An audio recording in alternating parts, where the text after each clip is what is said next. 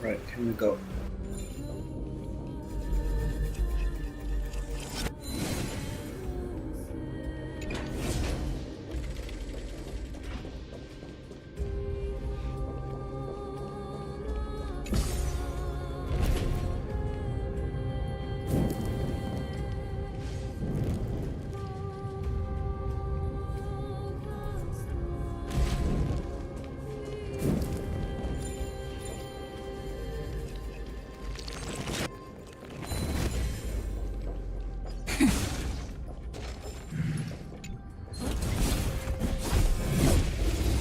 Jesus.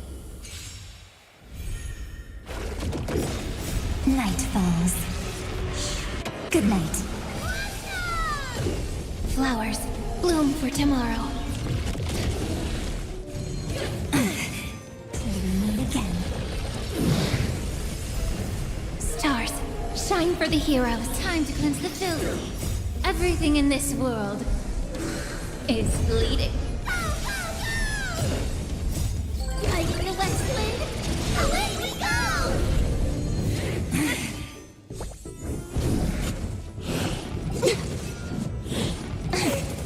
Have some fun. Rise and shine. All in all, not a bad memory.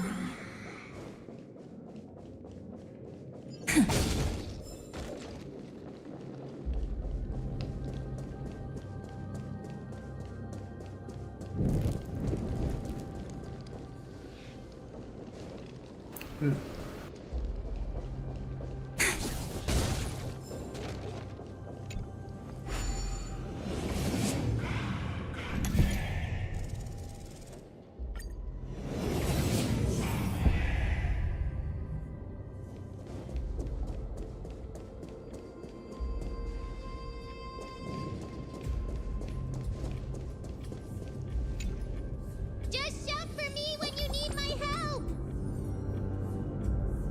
Got it! Just leave.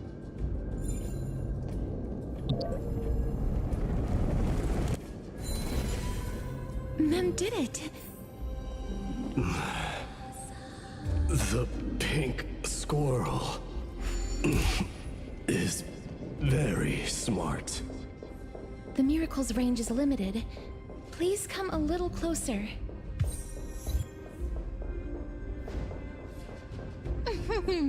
Aren't I a good fit for Orynyx's priest? Of course. You're the most competent priest ever.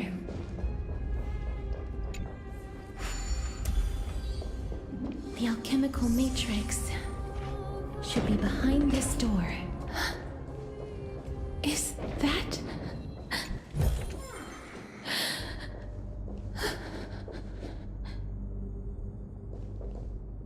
Wow, there are so many of you!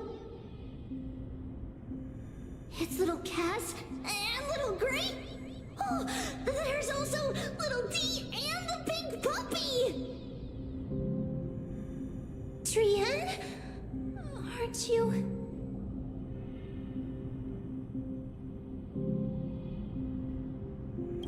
Get what?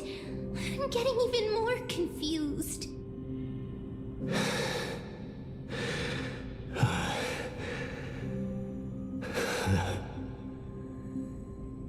This is the first time I've encountered a deceased friend while going upstream in the river of... It really, just like the other departed spirits we've encountered along the way, I'm also unable to sense... Yup, you're right. Trian already knows that she'll not be able to return to everyone's side, but Trian believed that little Cass would eventually return to the nest. So, Trian has been standing here, at this spot closest to the world of the living, and waiting for little Cass. Oh, it must have been... But according to what Trian said, we're almost at the entrance of the Nether Realm. Trian promised Trevi and Trinan that when little Cass got here, Trian would get the gift ready and be the first person to wrestle little Cass. We finally finished it. This is what Lady Trevi once mentioned. The gift for me. That you didn't manage to finish. The Holy Maiden of Janus. Even when separated by life and death, their thoughts are still connected. Trian spent a lot of time drawing this. It's seriously... Little Cass, we don't know what your journey was like before. Trevi has always said that but little Cass no longer has anything to fear now. Because everyone is here with you in this flame-chased journey. Only now, when I see Lady Trian's gift, do I realize that I've already obtained so many things. It's the first time I've gained so many companions. The first time I picked up the hobbies of crafting and photography. The first time I had dinner. The first time I wore a dress personally made by Lady Aglaya. The first time I went for a walk with... Looking back at all these experiences I never thought were possible. It feels as though this... I took countless photos in the past, but they're all black and white landscapes. If I had known...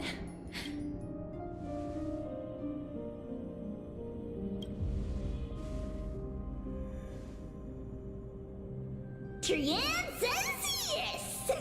Trian likes little Cass and would love to. Sadly, being departed souls, our images cannot be captured in the world of the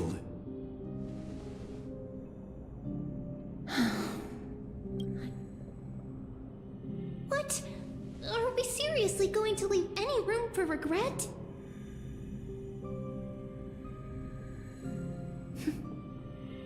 This vivid drawing surpasses any photograph from the world of the living. Little Cass smiled. Trevi, Trinan, and Trian's wishes finally! I remember you once said that fate is not the flowers that bloom at the end of the road, but where people tread beyond the gate. Thank you for bringing me the Key? Little Cass, why are you talking in riddles all of a sudden? I have a feeling that soon, this gift of yours will become the key to saving Mrs. Life. Wow, that's amazing! Then keep smiling and carry on bravely! Little Cass, Little Gray, everyone, see you tomorrow!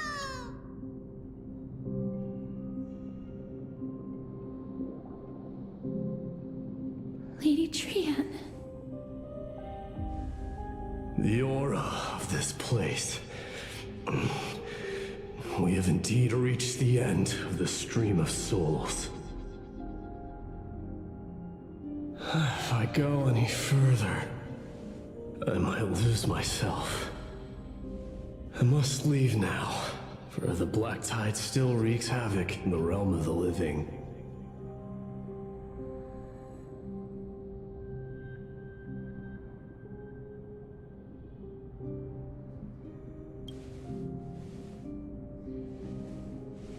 I seek not to enter the door to the nether realm. Castorus, will you fulfill your duty for the flame chase? I have yet to make my decision, Lord Mighty. No matter. Make the choice your heart desires. Even if it takes 1,000 years of waiting, I will continue to fight till I die, then rise from death till the miracle descends.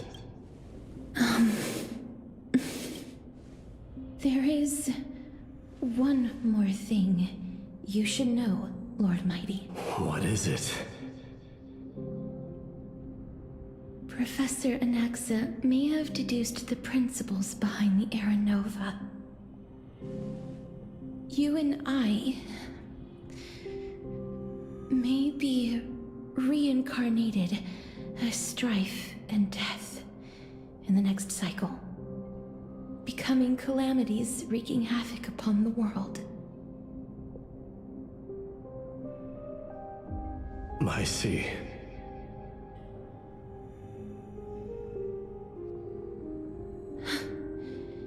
Is that all?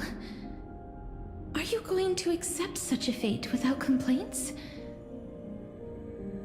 Do you have a strategy to shatter the shackles of our fate? I haven't found it yet. Perhaps I never will. Then, cease wasting your thoughts on futile matters. Control what little you can. And when fate's inescapable grasp comes, resist it with the strength of your mighty will. Thank you, Lord Mighty. I will find the right decision.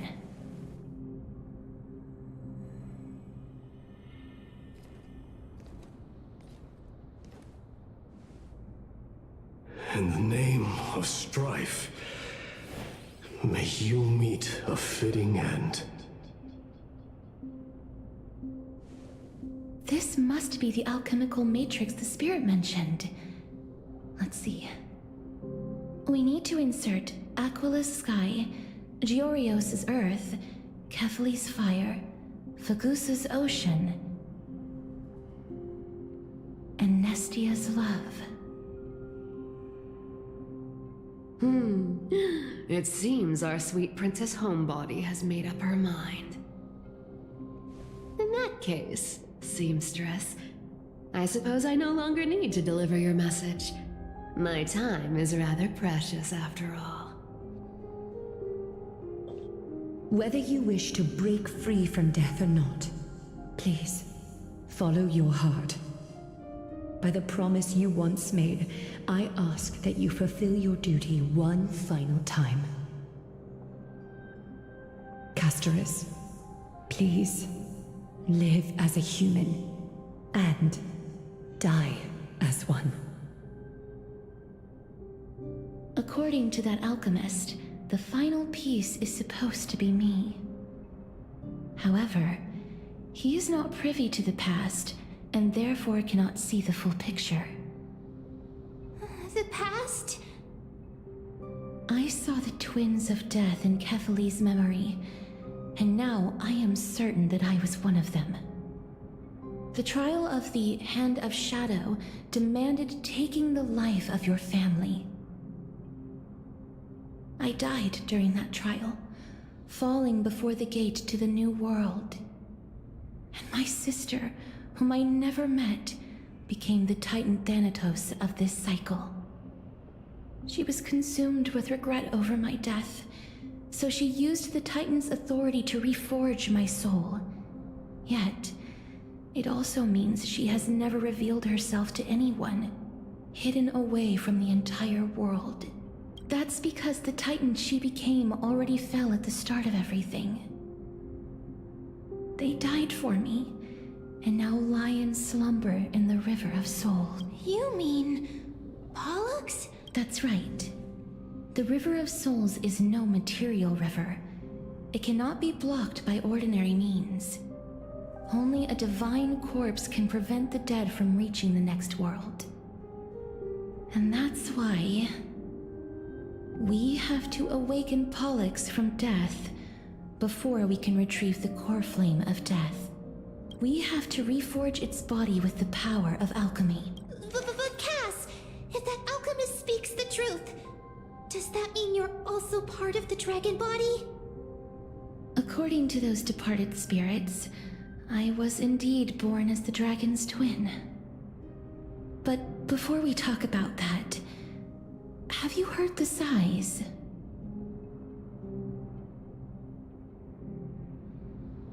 No, not from me. I heard them too. I think it's they must have realized how heavy a price they'd need to pay when they used their divine authority to resurrect a dead woman. They never saw their wish fulfilled and fell so prematurely, all because they wanted to give me a new life. Pollux must really want to know how their sister has been after giving their all to save her. That wish is the reason Pollux's soul still lingers in the mortal realm even after their fall, quietly watching and documenting every detail of their sister's life. Ah, so instead of picking up objects on the way here, We were instead showing things to a strand of yearning that lingers here. Now, we must weave these yearnings together and restore them into Pollux's complete soul. but all of this is just a hypothesis, right? What if we go through with the ritual and it turns out totally different? That's fine. As Professor Anaxa often reminds us, such is the nature of alchemy. The true outcome can only be known once the process is complete. This is why alchemy is also known as the miracle of creation. Now, the puzzle of Pollux's yearnings is nearly complete, with only one final piece remaining. I shall reveal what they have been yearning to know in the alchemical matrix. I will show them my whole life since I left Styxia.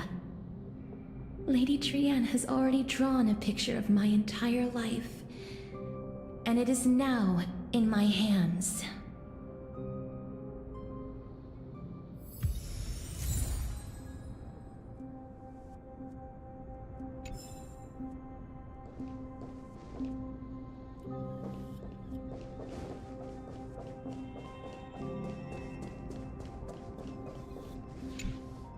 Then, let the ritual begin.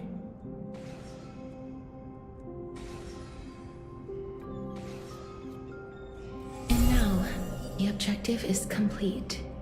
That is all. Such is what Professor Anaxa always says after preparing for an alchemical ritual. And now, Pollux, I shall lift you from the river of souls and reforge your soul. Perhaps you will be disturbed by this, and your body may become horrifying to behold. But if even the slightest trace of your soul remains, the soul that once ferried me to this side of the shore, then please, look at me. I wish to thank you in person. I have obtained everything you sacrificed your divinity for. Lady Almanette. Did she recognize you? Oh, she must be the first soul we can communicate with here, right? I'm afraid she is just another spirit trapped here, like the rest of them.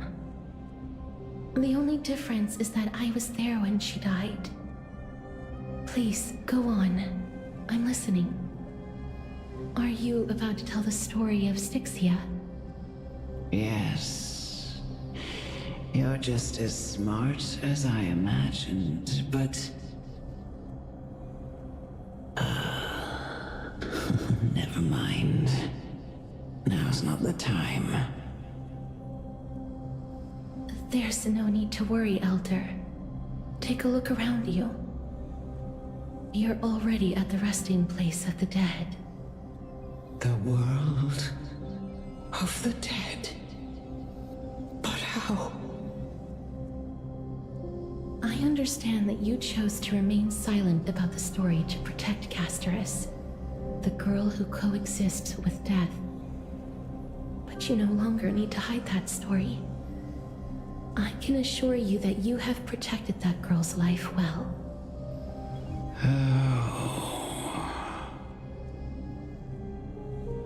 Well, in that case, let me begin. Styxia, the pearl of the ocean, plagued by unwarranted calamity and ravaged by death in the fairy tale. It was the first city-state to shift their faith towards death, even before Idonia did. From where you stand now, I suppose that's a bit hard to believe. Right? Indeed. I cannot imagine that those from the Era Chrysia, blessed with eternal life, could ever yearn for death? I have pondered the same question, child. But I am afraid there is no clear answer to it. Journeys and epics are only glorious and magnificent because all things eventually fade to dust. That's how someone once explained to me why death is necessary to the world. But I still can't take that as the final answer. Would a world without journeys and epics be worse off? I take it the one who spoke this line was a general, or perhaps a warrior. I, however, did find some inspiration in these words. Would you like to hear my thoughts, Castoris? Please enlighten me, Lady Amunet. Though I have already made up my mind on how to handle the authority and core flame of death. Your words might truly guide me toward the path forward. You and I are neither warriors nor generals. Therefore, journeys and epics cannot truly resonate with us. But what if I reframe it like this? What if love is not a trait bestowed upon mortals by Nestia, but a blessing from death? Love. No one ever invented the word cherish in the era when life was eternal. For all the good things in the world can be revisited endlessly, and every bond formed carried no risk of being severed. The so-called Era Chrysia was an age devoid of both virtue and sin. People did not truly live. They simply existed, going through the motions without passion or purpose, then waiting for something to happen. Perhaps the people of Styxia chose to embrace death not out of fascination with its cruel and fearsome side, but instead became fixated and obsessed with the impulses and desires tied to a finite existence.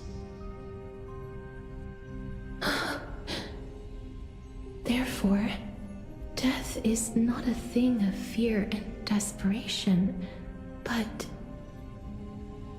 That's right, Castoris. It is the reason we shed tears when parting ways, and also the original spark that ignited the passion of mortals. If you truly intend to deprive the world of death, then be prepared to witness it return to a state of stagnation. I understand, Lady Amunet. Our limited lifespan shapes all that we know and love.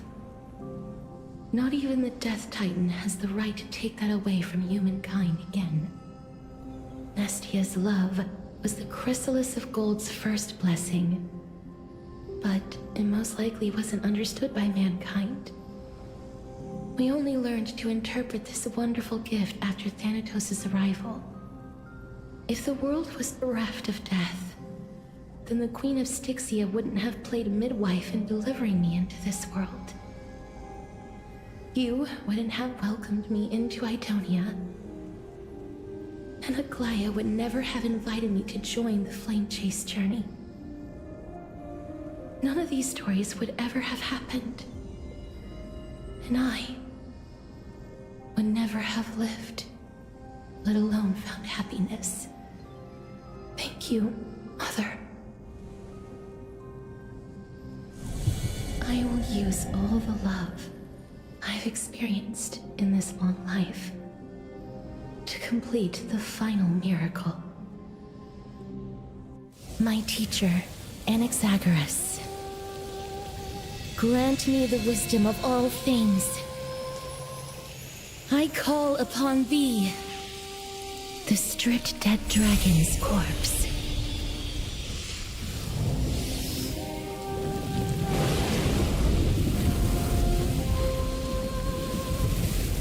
Rises from the earth, falls from the sky.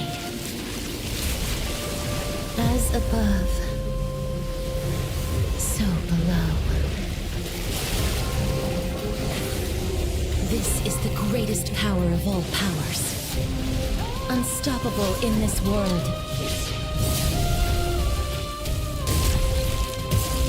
The great work that commands all death. I shall grant you embrace.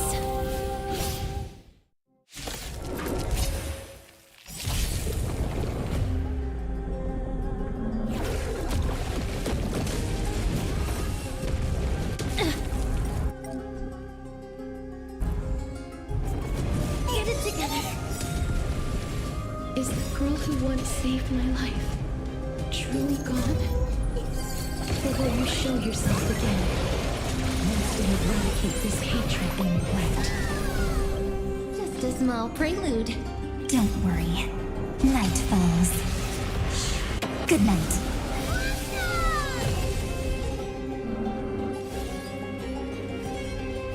Flowers bloom for tomorrow. Be of your body and mind. Have some fun. Till we meet again.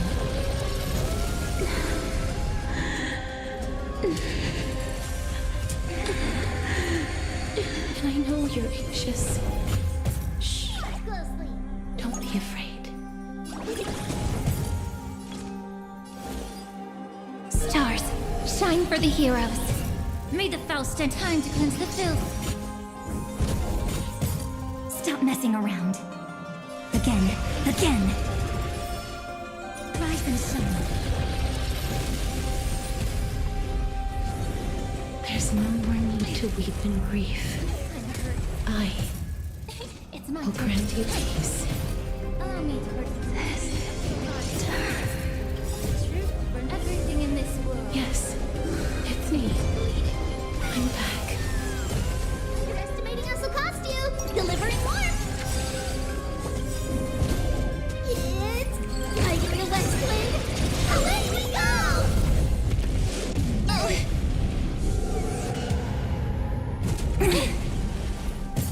Together we can do it. Be careful. They may be moving by instinct, but there is fury welling up within them. Remember me with love. May time watch over the Evernight. Time for some sweet The dreams. truth for everything in this world is fleeting. It's coming like the west wind. Away we go! Don't worry. Night falls.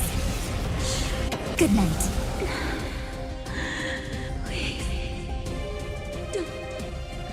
Turn back to the nether realm.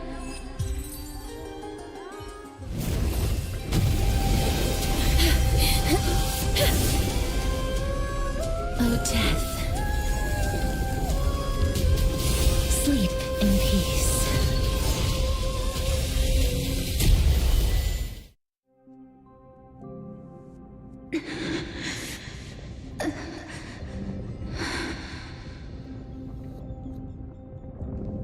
I'm sorry I have to wake you up from ancient death. And I know you're anxious. Shh. Don't be afraid.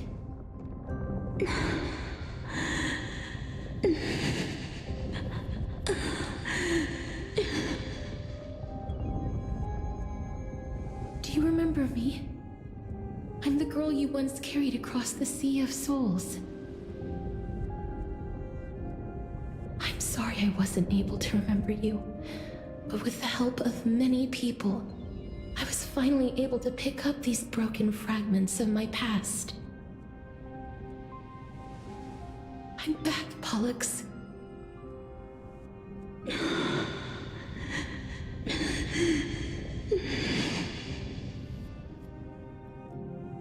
I know this might not be what you wanted, but I have to do this.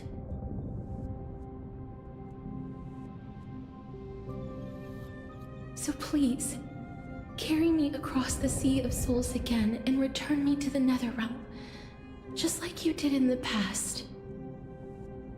Please take me to where the core flame of death rests.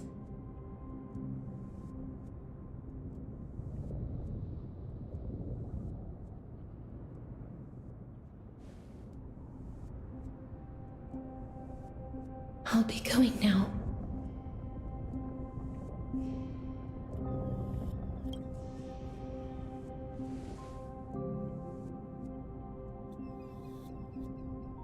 They may look scary, but as long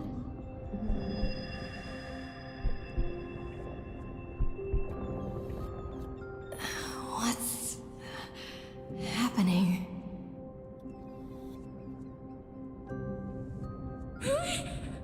What's wrong?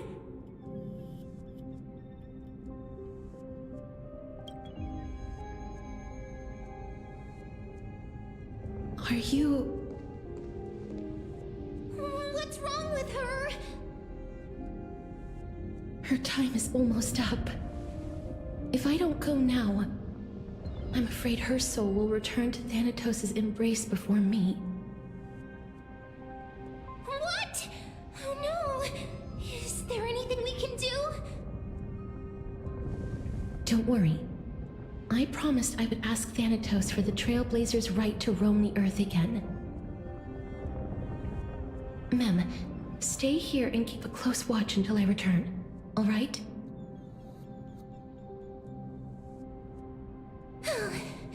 Alright. I'm the best at taking care of others. Go on, Cass.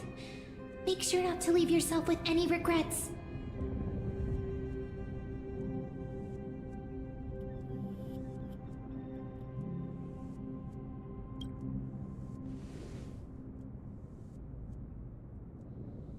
It's a deal then.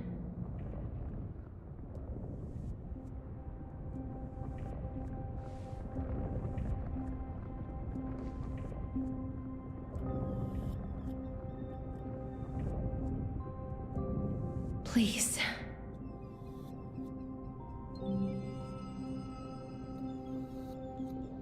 Wait for me.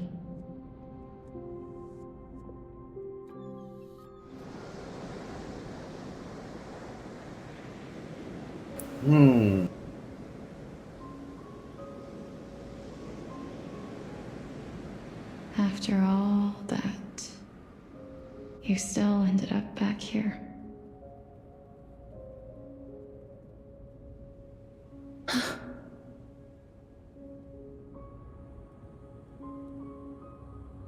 So the legends were true. The Netherrealm really is a sea of flowers. Yes. Just like the flower fields we tended to back then. Is that you, Plixia? Do you remember me? I don't have the memories from that time, but I've seen you before during an experiment. I see. Call me Thanatos, then. It'll be easier. However, since you recognize the name, you must already know everything about Thanatos, right? Yes. I'm here to reforge the order of life and death in Amphoreus.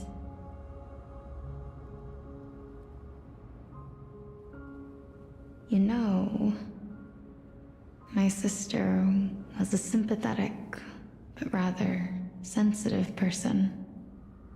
Whenever she didn't want to say what was on her mind, she would avoid eye contact and look off into the distance.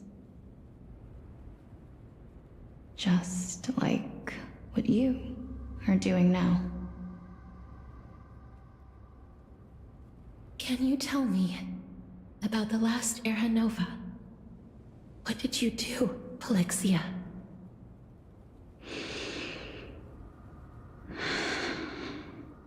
Where should I begin? I suppose we can start from the beginning. A long, long time ago, there were a pair of like-minded twins. As foretold in the prophecy, they were chosen to be successors to the god of death. But fate was cruel. The price of attaining divinity was to take the life of our closest kin with our own hands.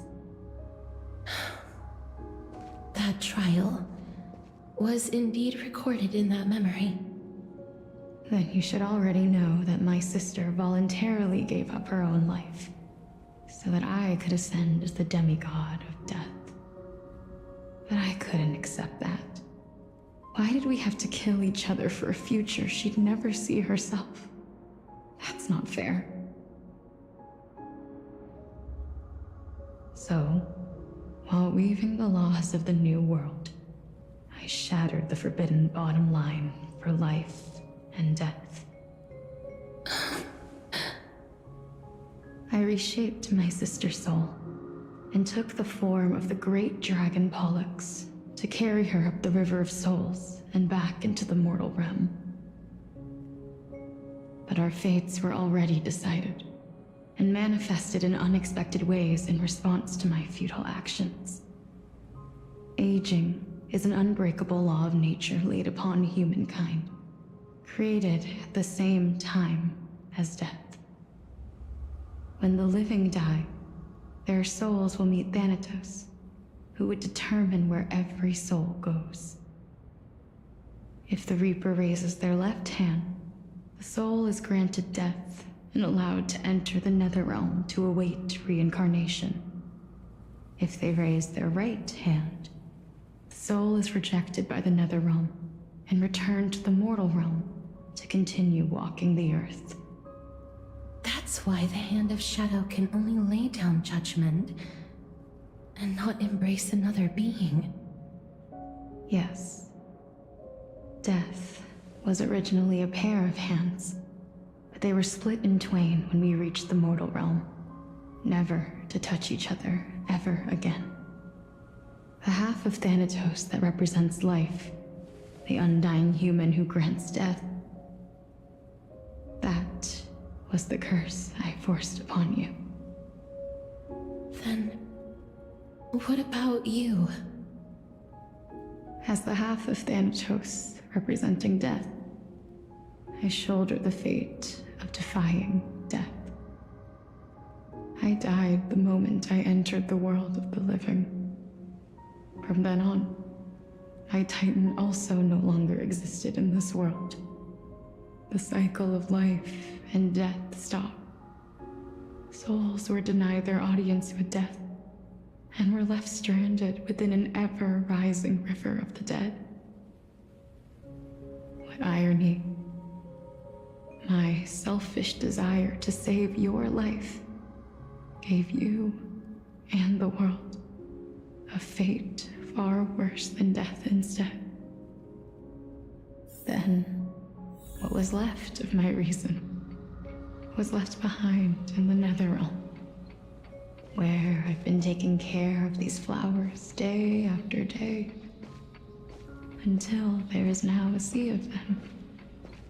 all while mulling over the subject of life, death, parting, and enduring an endless loneliness.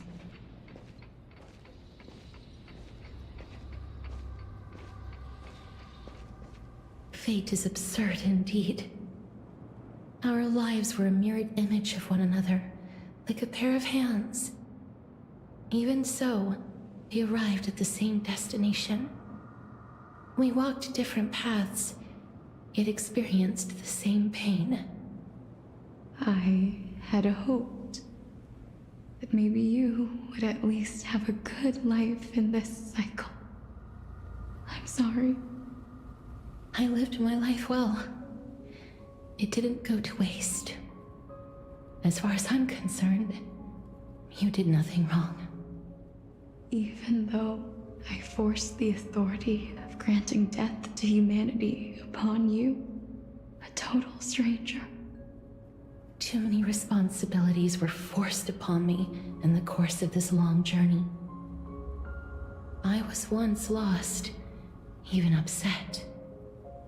But I realized recently that if it weren't for your blessing, I wouldn't have understood the source of these emotions, nor would I have realized my purpose. I wouldn't have made it here to reunite with my missing half. And we wouldn't be discussing our past while sharing the same view of this landscape. I wouldn't have understood the meaning of our existence. The meaning of our existence.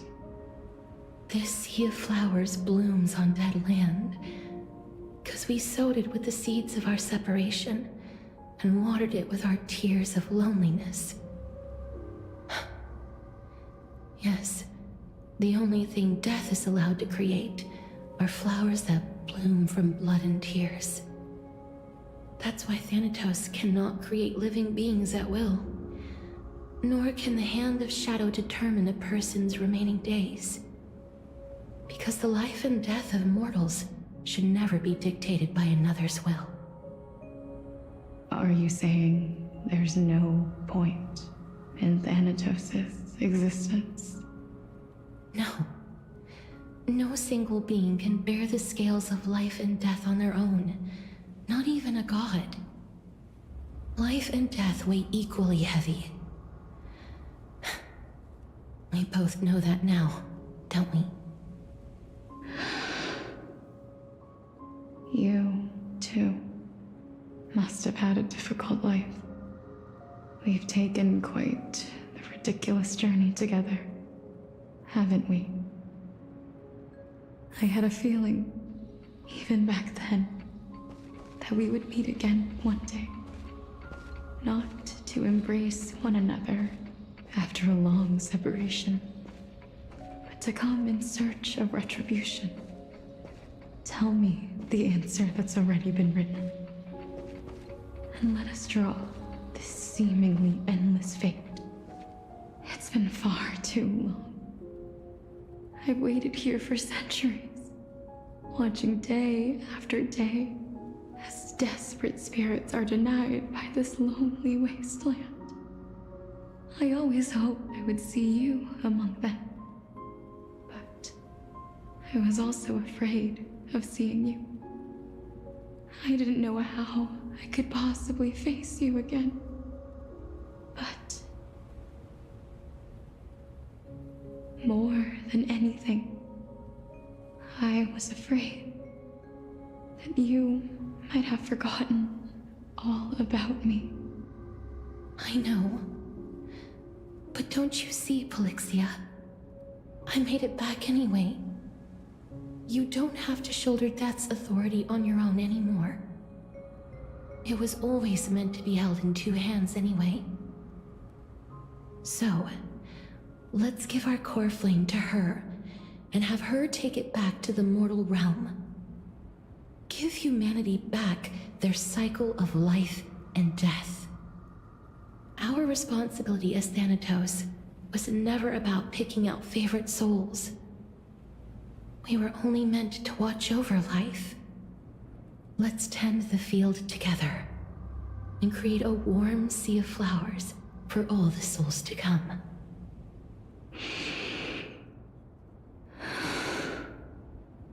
What do you think, Polixia? Yes, just one last step.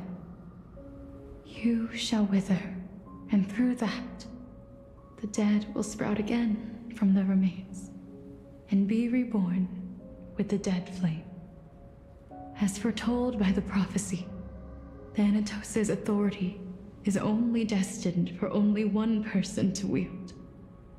As the Chrysos heir of death, as their demigod, as a titan, our fated moment has arrived once again. Just like before. Yes, just like before. But unlike that time, the ones undergoing the trial this time are prepared. You've made up your mind? Yes, as dictated by fate. But I won't be afraid. As long as you're here with me. Complete your trial in this life. Grant me the embrace of death, and light the spark of life ablaze. You've been tempered by life and death. I know you'll be able to give this wasteland its first breath of life. Like a raven butterfly, flying swiftly into the netherrealm, perching on the twig of death.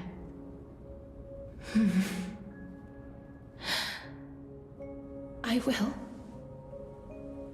After this, I will remain permanently in the Netherrealm. The River of Souls shall return here and rain down from the sky, scattering souls across the earth. The cycle of life and death will flow once again. This sea of flowers you sowed shall bear countless joyous or sorrowful souls, and bloom evermore.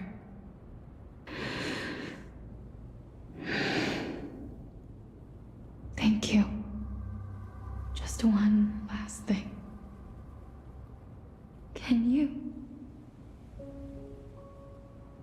grant me one wish? Of course. What is it? Please, don't forget me. I promise you, when we meet in the next world, even if I have endured another reincarnation, even if we do not know each other's names, I will still hold you tightly in my arms, just like what I did when we were born. Casterus,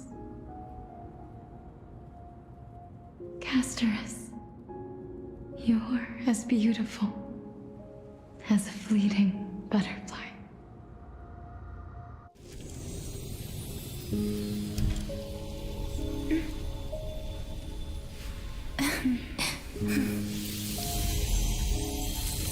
I will bring rest to death. And from now on, stagnant life will once again flow.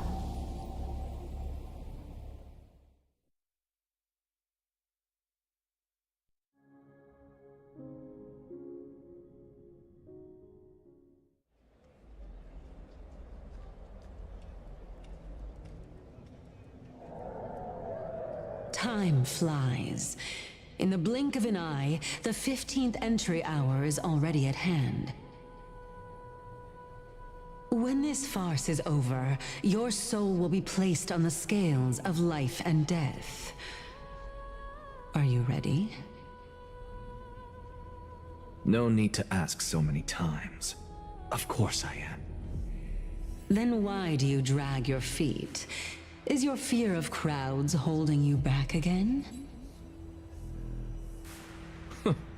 I simply find them too noisy. Paying attention to conceited fools like them would be an utter waste of my time. Such harsh words. As I see it, you are no less arrogant than they are. I couldn't agree more. Oh. I did not expect to hear that from you. Are you not going to refute me? I know myself better than you think I do. At the very least, better than a stowaway like you. And they say men whose ends are nigh have but kind words. Well, that is exactly why I chose you. Should I thank you for the compliment? The hour of the trial has come. Do you have an answer for me? And how will you prove the veracity of your argument? I suppose there is no point in putting this off any longer. Do you recall where we stopped the last time? You were saying that Amphoreus' history is cyclical. Indeed. The demigods that bear the core flames eventually become the new titans at the world's end. Remember what happened on the Holy Mountain? Calypso, Naias. As their destined ends approached, one by one they left this world, leaving only the twins, who are fated to succeed death. Unfortunately, while their journey is consistent with ours, you and Calypso, as well as Nikador and Naias, act as supporting evidence. I can only come up with a rough sketch for my theory of a cyclical history. For all the pains I took to reach this point, I had already lost hope of ever obtaining definitive proof. After all, the past is in the past. Proving that we are the legacies of heroes of the past is a hopeless endeavor. That is, until I met a girl named Polixia and her sister. If Castorus was truly sent from the past to the present for the Titan's self-serving reasons, then having lived through 2 cycles, and with Styxia as the pivot, she will no doubt be the link to connect all of this together. If the Twins of Death can bridge 2 cycles to reunite at the shores of the Sea of Souls, then my hypothesis will no longer be just a hypothesis. And you too will get the answer to your question.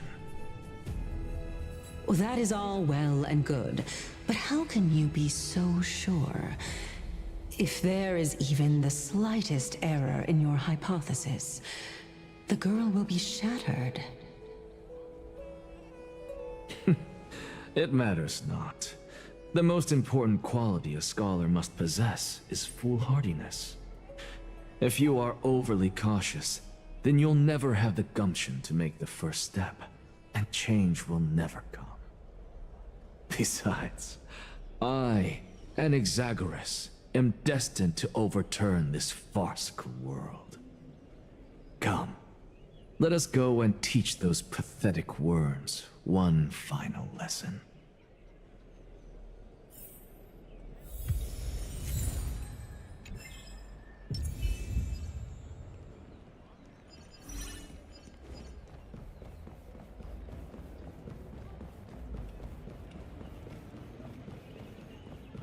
Finen. So they are leaving the final debate to him. Let those Chrysos heirs who started this terrible war hear you. Let them hear the voices of the people!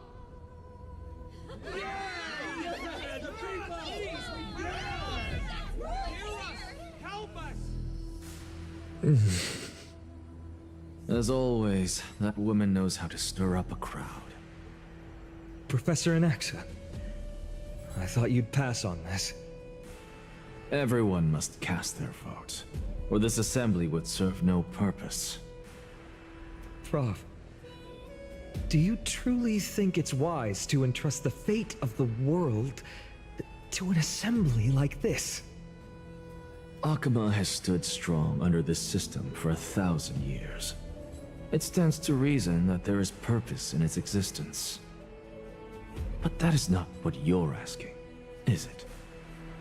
What you really want to know is Aglaya making the right decision in entrusting the fate of the world to you? Nothing ever escapes you. I didn't spend all those years teaching you for nothing. Most people only take 4 years to graduate, if I recall. To tell the truth, I feel like I'm on my way to an execution chamber instead of a podium. So, do you have an answer to that question? No, I don't. I thought so. Because that question is not yours to ask in the first place. Is Aglaya entrusting the world to you the right decision? Don't make me laugh. That is a question that woman must answer herself. Why are you fretting about this on her behalf? Or have you been seeing yourself as her pawn all this time? Listen up. I'll say this only once. Flip your perspective around and ask yourself this instead. What should I do to ensure that the world doesn't stray from the correct path?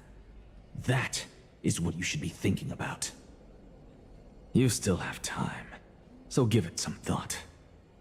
Oh, and don't bother telling me the answer. Tell it to those begging for salvation from the gods. Got it. Thank you, Professor Anaxa. That's Anaxagoras to you. Who will you be voting for? That'll depend on how well you perform. May Circe safeguard your thoughts.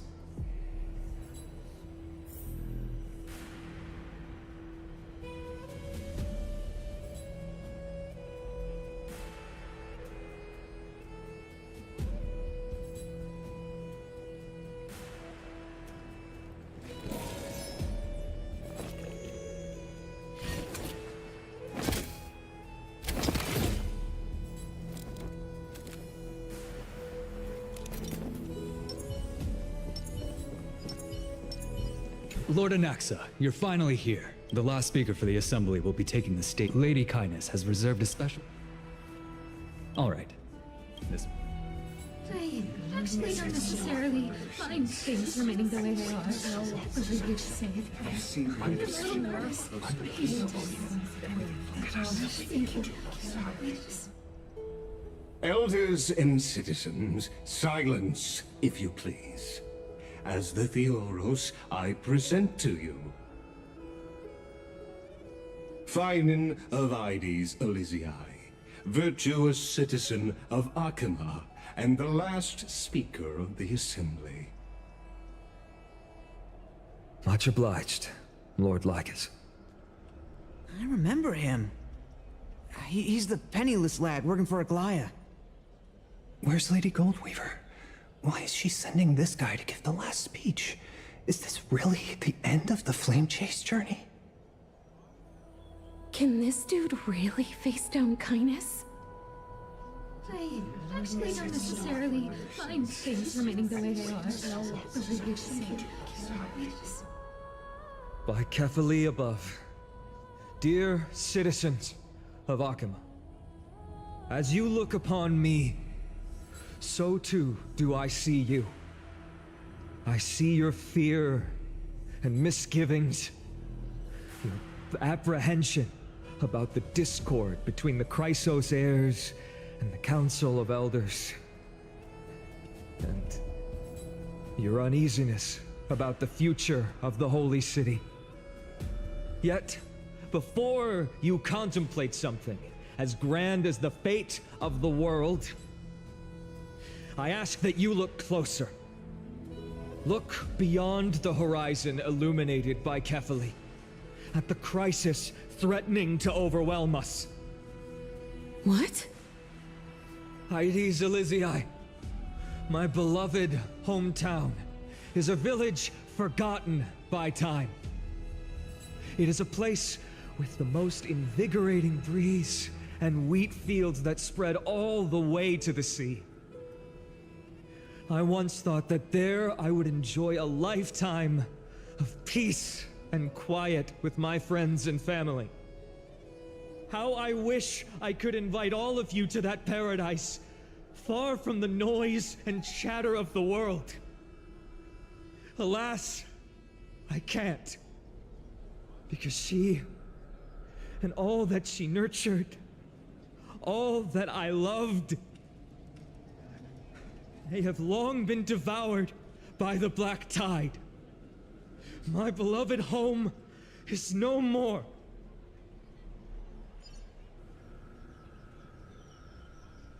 I will never forget the day the black tide struck.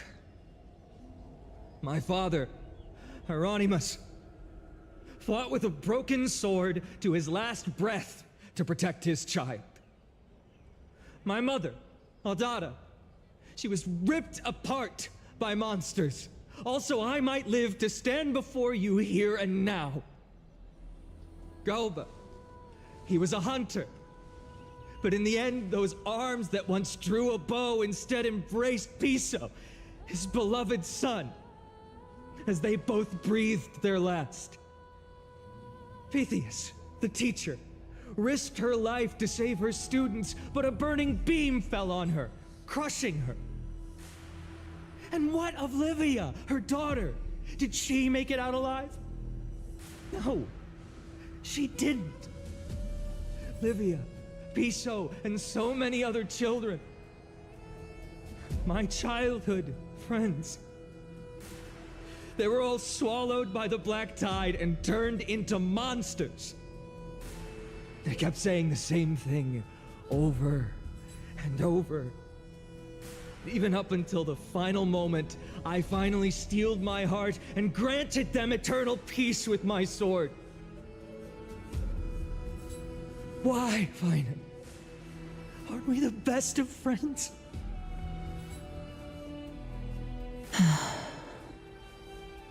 That is the black tide.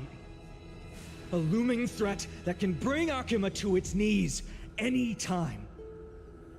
Kindness may have promised that with the 3 Titans of Calamity gone, Akuma will return to an era Chrysia once more, but much as it pains me, I must disappoint you.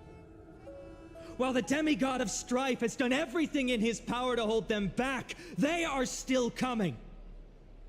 By now, the name of that black-robed swordmaster, the Flame Reaper, has likely echoed throughout the city already. The roaring thunder is a message from the strife demigod. The Flame Reaver has risen from death, and they hunger for the core flames of the gods.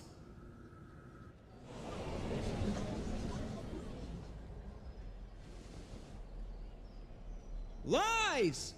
If such a powerful enemy is indeed approaching, why is Akuma still a picture of peace? Exactly! The city of Akuma shows no signs of pandemonium or chaos. And why is that? I beg you, spare a moment to think about this. Are we able to stand here and hold this assembly in peace today because the danger has passed? No! This peace we enjoy is no gift of fate.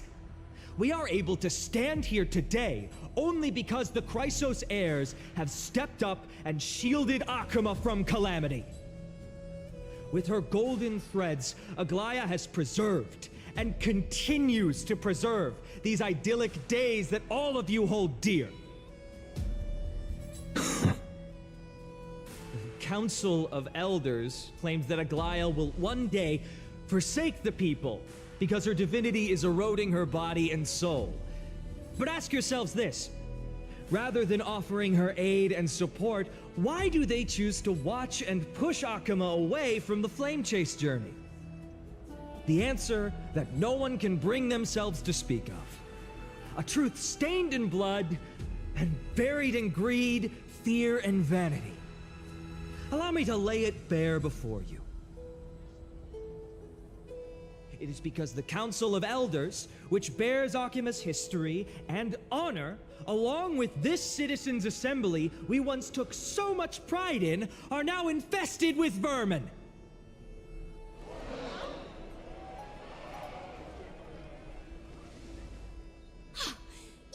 insolent whelp! How dare you! It is true that Aglaya has reached her limit. Why? Because she has been working tirelessly to weave the defenses of our holy city against the encroaching evil. All while these vermin are making up baseless accusations about her and scheming in the shadows. Not once has she ever failed Akama. Yet these vermin attempt to tear her apart, tarnishing her name with unfounded allegations. She may have been blessed by divinity, but hasn't her heart always stayed true to humanity? They attempt to mislead you and reduce this assembly to a crude standoff between gods and humans, but citizens of Akama. Once more, I implore you to open your eyes and look at those around you. Examine them closely. Beneath all that finery, do you see the good heart of a human or the poisonous glands of a pest? Make your judgment, then turn your gaze to the demigods whom so many of you regard as cold and merciless. Do you not see the light of humanity in them? And those who wear the mask of humanity yet utter only hurtful, slanderous words. Can you not see that their souls have been corrupted by power?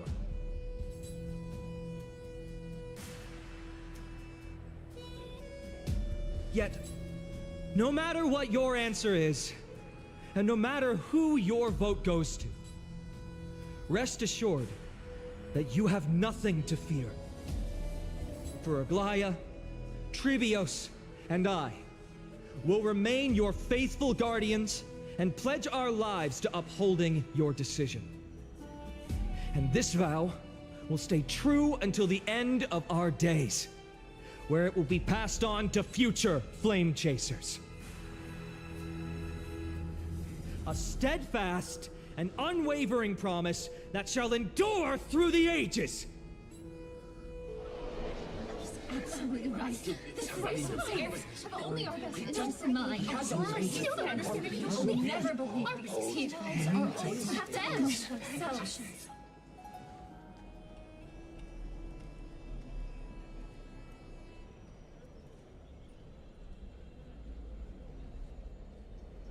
At the present time, on the scales of Talentum, those who call for the continuation of the Flame Chase journey, and those who demand its suspension. Each faction holds an equal share of votes, resulting in a perfect balance. As expected. This is the moment when the Flame Chase journey is the closest to its end. And now, it's your turn to vote, Lord Anaxagoras. Is there anyone else who hasn't voted? No, you're the last. Cast your vote with care, for your decision will break this impasse. I have long since made a decision. Very well. May you bring much needed change to this farcical world.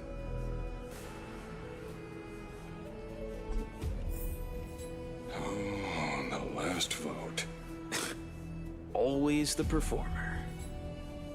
Talk about a grand entrance. Oh, the last vote. Who will he vote for?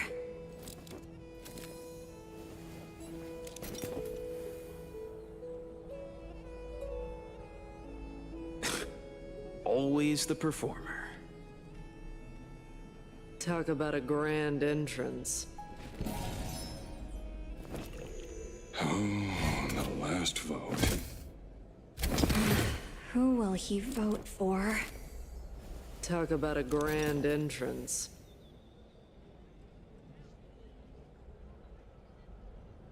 Oh, the last vote. Always the performer.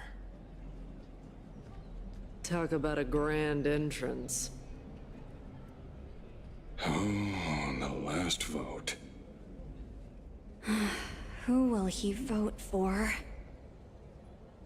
Talk about a grand entrance.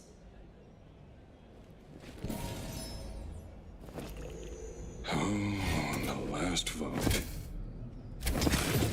Always the performer. Talk about a grand entrance. Oh, on the last vote.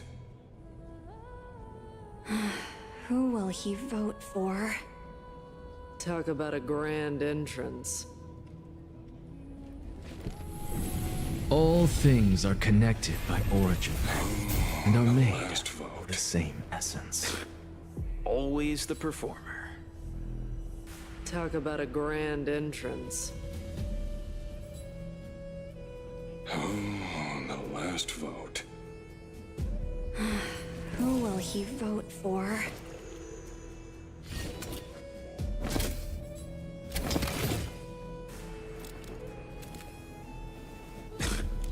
Always the performer. Talk about a grand entrance. Oh, on the last vote. Always the performer. Talk about a grand entrance. Oh, on the last vote. Who will he vote for? Talk about a grand entrance.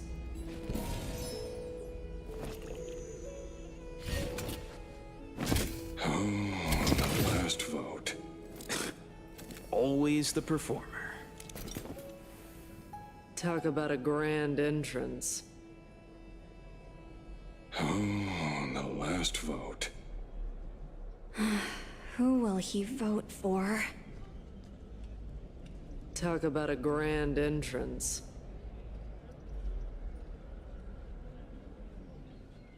Oh, on the last vote. Who will he vote for?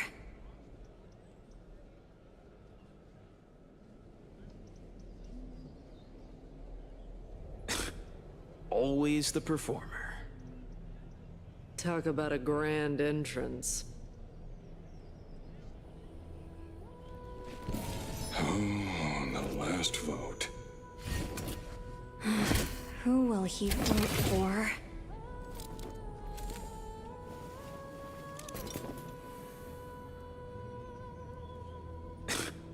Always the performer. Who will he vote for?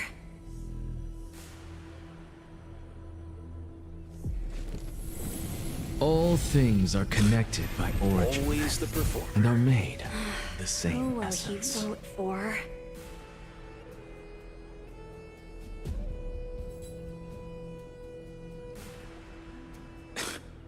Always the performer. Talk about a grand entrance.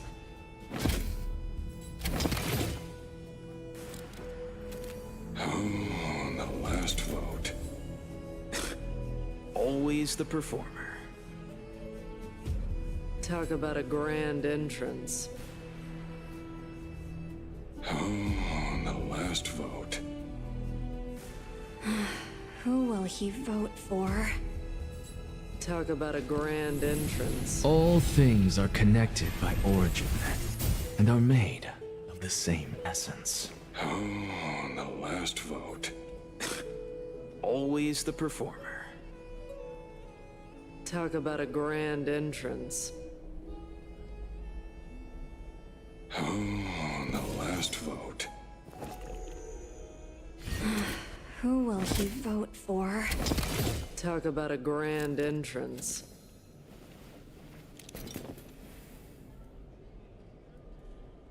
Oh, on the last vote.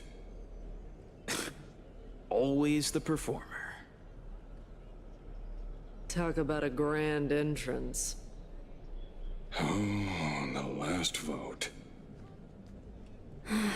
Who will he vote for? Always the performer. Talk about a grand entrance. Oh, the last vote. Who will he vote for? Always the performer. Talk about a grand entrance. Oh, the last vote. Who will he vote for? Always the performer. Talk about a grand entrance. All things are connected by origin and are made Who will he of the vote same for? essence. Always the performer. Talk about a grand entrance. Oh, the last vote. Who will he vote for? Always the performer. Talk about a grand entrance. Oh, the last vote. Who will he vote for? Talk about a grand entrance.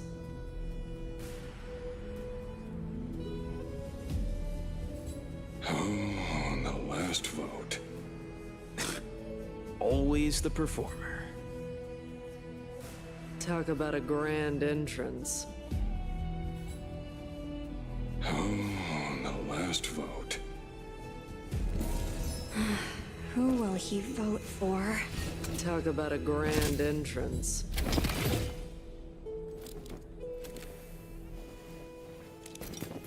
Oh, the last vote. Always the performer. Talk about a grand entrance. Oh, the last vote. Who will he vote for? Talk about a grand entrance.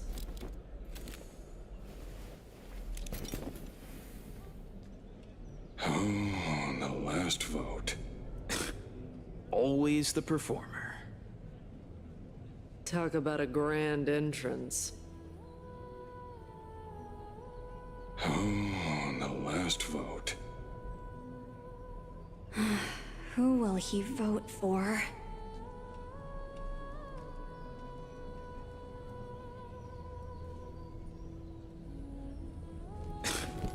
Always the All things are connected by origin Talk about a and are grand made entrance. of the same essence. Oh, the last vote. Who will he vote for?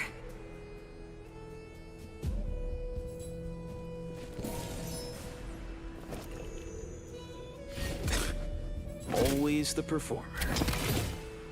Talk about a grand entrance.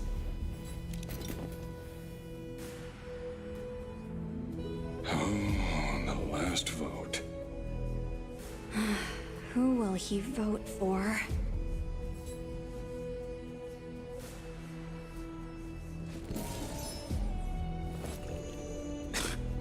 Always the performer. Talk about a grand entrance.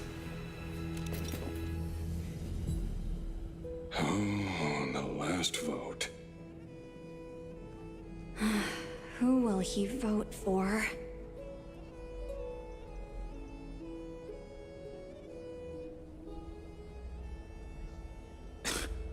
Always the performer. Who will he vote for?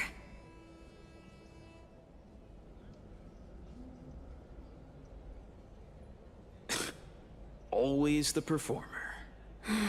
Who will he vote for? All things are connected by origin and are made of the same essence.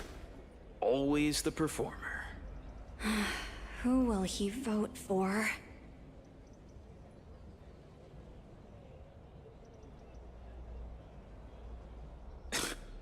Always the performer. Who will he vote for?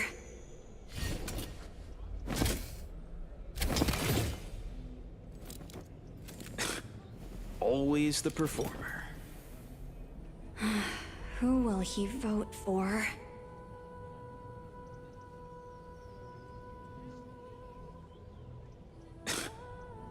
Always the performer. Talk about a grand entrance.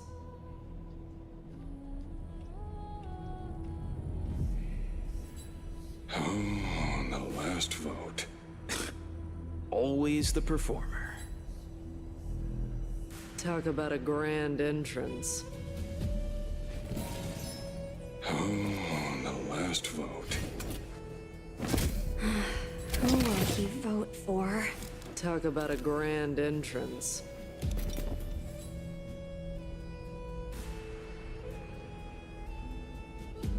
Oh, the last vote. Who will he vote for?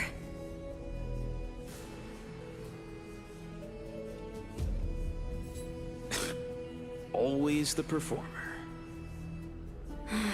Who will he vote for?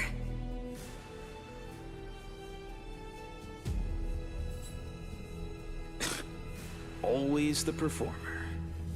Watch this magic trick. Last vote. Who will he vote?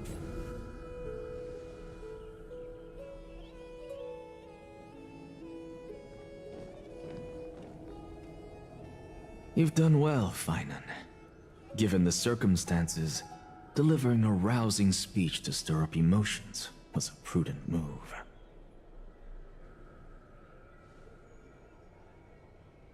Thank you all for your patience. On behalf of the 7 sages of the Grove of Epiphany and the scholars of Amphoreus, I, Anaxagoras, am ready to cast my vote. But before that, in the interest of fairness, Lady Goldweaver, I pose a question to you before all who are gathered here. Will you, as Finan has promised, stand by the decision made in the Assembly, regardless of outcome? In the interest of fairness, I make no promises, lest it should influence your decision. Very well. I thank you for your honesty.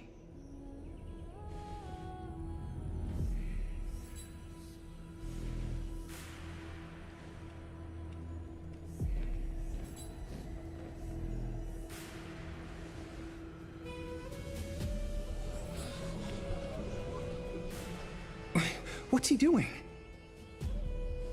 The stakes are high. Let's be patient. Cut the act! Who do you think you are wasting our time like this? Lord Anaxa, please do not forget that I... Rule number 1, do not call me Anaxa. Rule number 2, never interrupt me.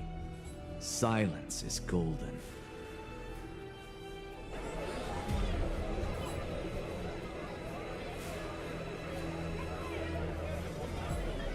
Just vote already. What are you waiting for?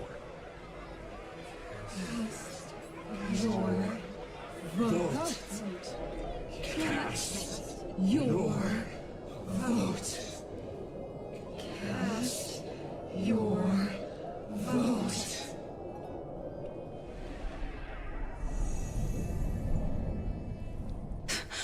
I cannot help but wonder, is every hardship in the world something you will exploit and use to your advantage? How else am I supposed to make use of this situation where my body and soul are separated? Oh, Circes. Or should I say Calypso? Accompany me on this final journey. Let us journey to the Netherrealm and see how she will substantiate the answer to your question and validate my decision. We need only to follow the sound of the tides.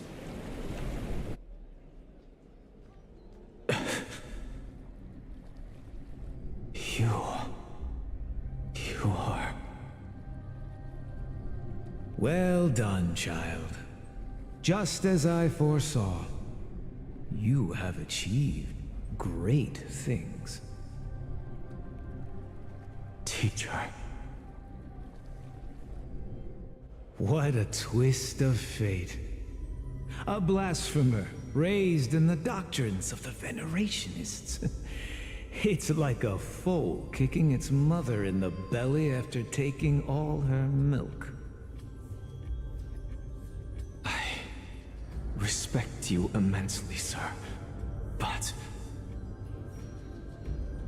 You cherish the truth even more.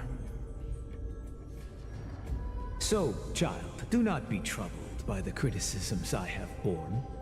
Do not let those voices hinder you as you forge ahead. As the sage of the Venerationists, I am duty-bound to oppose you. But, as your friend and mentor, Anaxagoras, I say, go forth, for the truth is already in your hands. I will keep that in mind. Go now, child. Your lonely pursuit is about to welcome a new chapter. And when you reach the end of this journey, may we meet again with the truth before us. You have my word, sir.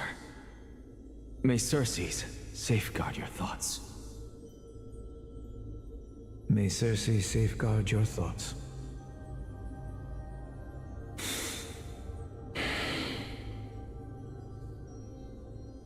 You are right, Empedocles. My lonely pursuit is about to welcome a new chapter. I must be on my way now.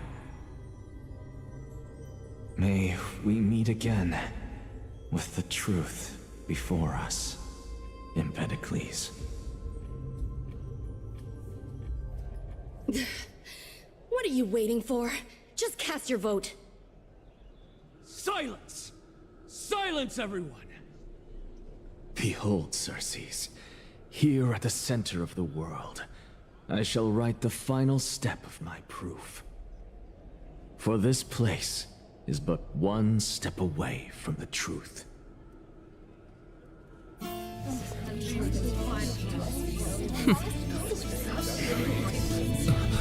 Professor, I completed the proof you wanted.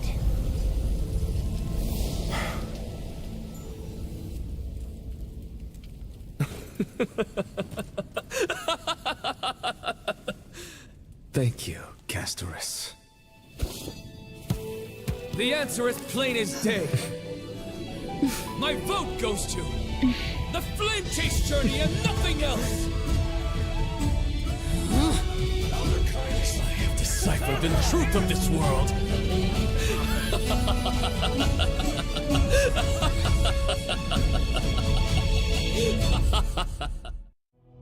With the balance shattered, the result is clear. By carefully and Lenten above, as the Theoros I have observed. No! Ligus, you can't! Anaxa, what have you done? Have you lost your mind? I hope you are prepared for the harsh punishment awaiting you. Mark my words, I will make sure that clever head of yours never forgets the price of betrayal. Have you forgotten? I told you that happens to be one of my rare talents. You put on such a grand performance, just to aid their preposterous flame chase journey? Performance? No, you are quite mistaken. I may be paranoid by nature, but I've always been known for my honesty. If you really understood me, Lady Kindness, you'd realize that I never had any interest in your pathetic little game of politics. Factions, standpoints, they are jokes in my eyes. I have never once switched sides. Because I, and I alone, am the truth. Lady Kindness, with all the citizens here as witnesses, we should honor the spirit of democracy and respect the decision of this assembly. I have observed that Akama has chosen her destiny. This Citizens' Assembly has resolved to continue the Flame Chase journey. This resolution shall be put up on the Wall of Heroes, such that all citizens are aware of the city's way forward. You! It seems not everyone is ready for the assembly to end. Very well. Let me entertain you for a little longer. By your leave, Lord Lycus. Interesting. Elders and citizens, your attention, please. Stay for a moment more, if you will. Anaxagoras of the Grove of Epiphany has an announcement for the Assembly. What is this performer up to now? Flame chase journey. What do you think he'll continue? I don't know. So apropos. Frankly, still. Just moments ago, all of you made a decision on the fate of Amphoreus. As a supporter of the Flame Chase journey, it pleases me to see the choice you have made. But I regret to say that I still harbor doubts about this outcome. Thus, I hereby challenge this resolution. Tell me, who among you dare swear to Kefali's name that Era Nova will truly welcome the fairy tale ending that the Chrysos heirs have promised? A beautiful new world free of calamity and madness? Nonsense! That's impossible! What is he getting at? Of course he...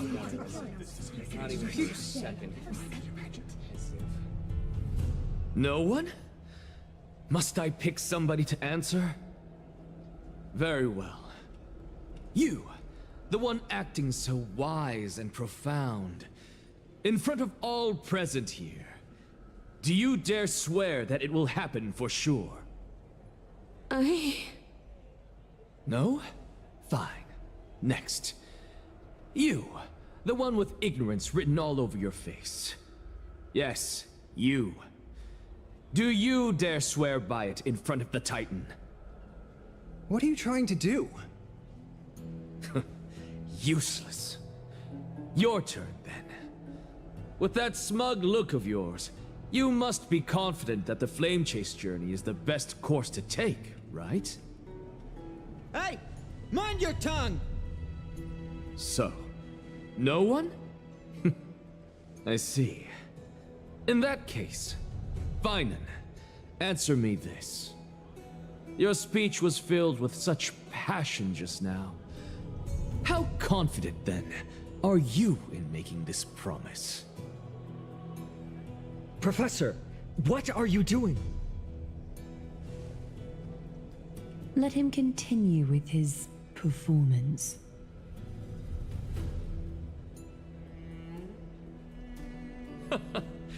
Will you look at that? Even Finan and Aglaya lack the courage to make such a promise. And what's even more absurd is that no one but I can promise you this new world. And yet, the Assembly passed the resolution anyway. But you needn't worry, because I knew better than to trust you good-for-nothings. That is precisely why I am here today. To give you one final lecture. Now listen up and listen well. I, Anaxagoras of the Grove of Epiphany, hereby declare everything that the Flame Chase journey promises is true. Finan of Ides Elysiae, the prophesized demigod who shall succeed Kefali, will reforge each and every one of us in the new world with his complete, intact memories. What? The core flame-bearing titans were the Chrysos heirs of yesterday. And the Chrysos heirs who carry the core flames today will become the titans of tomorrow. All of our souls shall endure for eternity in the miracle of the World-Bearer. And all under Kefali's protection shall step into that new world.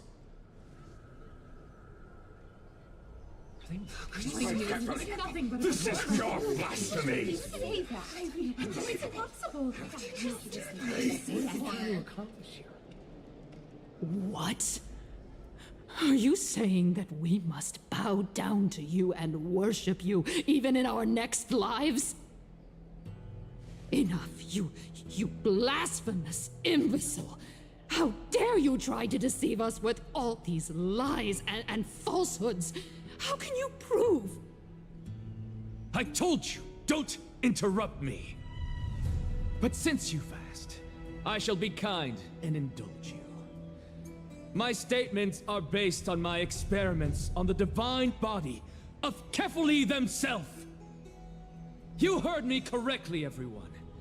With the tacit approval of Kindness and the Council of Elders, I fused my soul with the god through alchemy and learned the truth behind Era Nova. What is he talking about? Isn't that pure blasphemy? I, the vile, wretched blasphemer, deserve nothing less than death for my sins. And the Council of Elders, which granted me consent and aided in committing this atrocity, should face punishment alongside me. By the gods, even Kindness has betrayed Akuma. The Kindness we're carefully involved.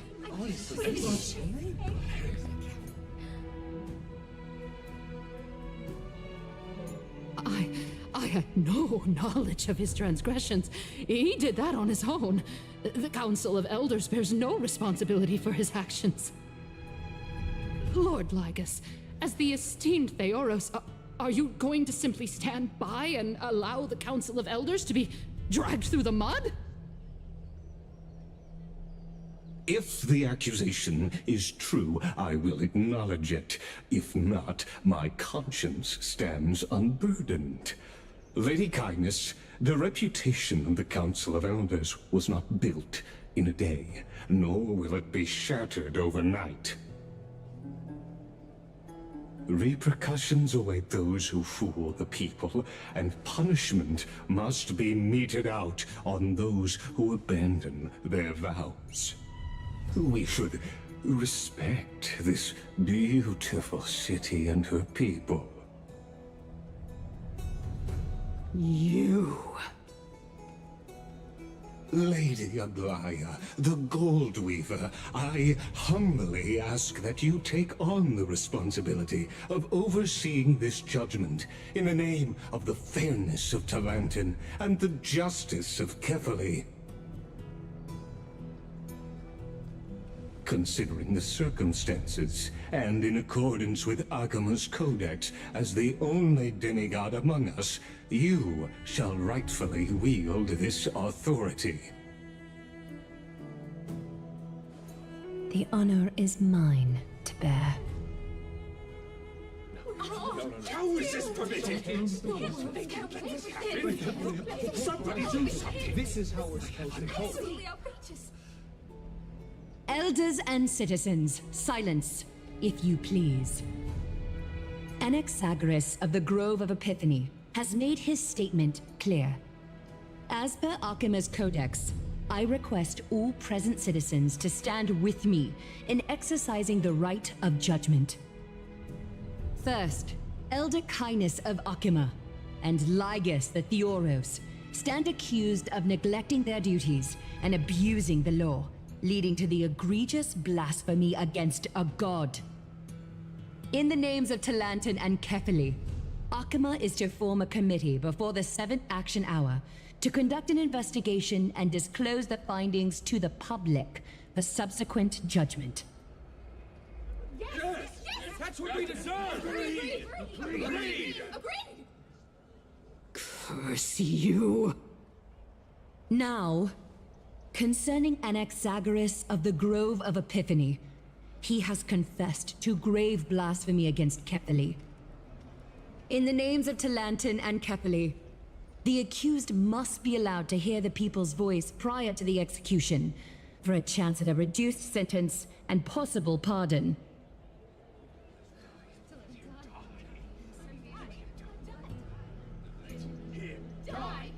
Let him die! Let him die! Let him die! Let him die! Let him die! Let him die! Let him die! Let him die! Professor. Let him die! Let him die! Let him die! Let him die! Let him die! Let him die! Let him die! Let him die! Let him die! Let him die! Let him die! Let him die! Let him die! Let him die! God damn. Let him die! Let him die. Let him die! Let him die! Let him die! Let him die! Let him die! Let him die! Let him die! What decision will you make, Lady Goldweaver? Enough with the hesitation, Aglaya. This is not like you. Let him die! Let him die! Let him die! Let him die! Let him die! Let him die! Let him die! Let him die! Let him die! Then, in light of the people's voice, O Talantin on high, may you bring death upon him.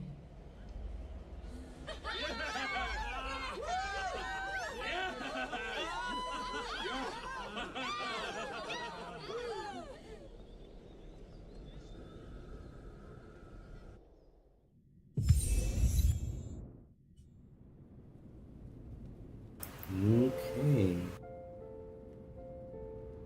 A sea of flowers. What is this place?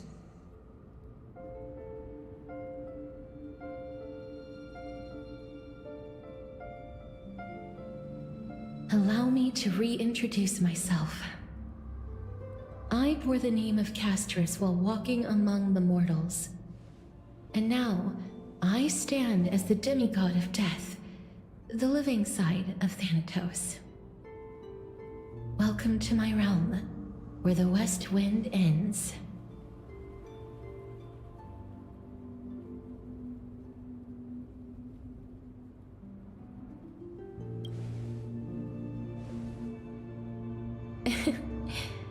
Every departed soul who has arrived here has expressed the same. Did you know? Every flower here was planted by Thanatos themselves. These flowers were originally both lifeless and immortal, but in the first rain brought by the River of Souls, they were given new life, flourishing as the bearers of countless souls. And it is my duty as the Master of Death to tend to their well-being and foster their growth in this serene haven.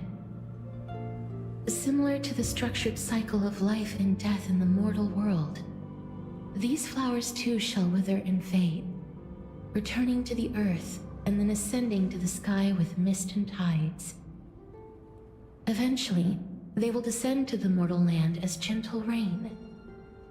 Every soul undergoes the perpetual cycle of reincarnation, albeit in varied forms, until the world meets its end.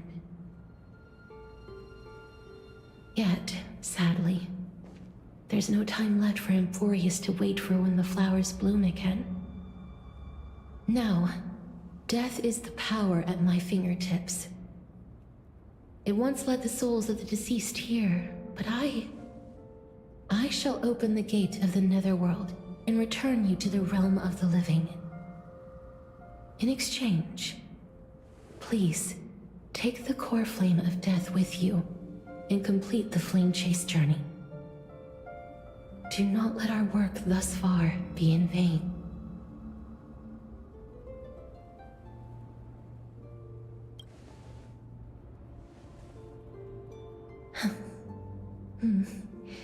Just like the other demigods, I will stay here and embrace my destiny. That being said, it is not easy to guide a lost soul back to the mortal realm. The whispers of death are sweet and alluring. If your determination wavers, you will succumb and be forever ensnared by the netherworld's grasp. Please consider this a one-time exception. I will do everything in my power for the flame chase journey. And for your life, the only life I can save.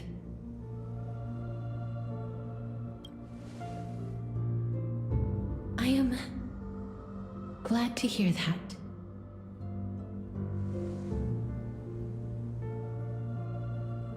Over here! Keep moving forward, and don't look back. Keep going. The Express is right here with you.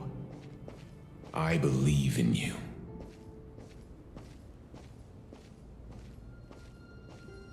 Listen. Just keep moving. One day, our paths will cross again. Sweet joy. Lift your chin up high and step forward with us toward tomorrow! That's right. Keep your eyes on the dawn. Onward. Show me your courage.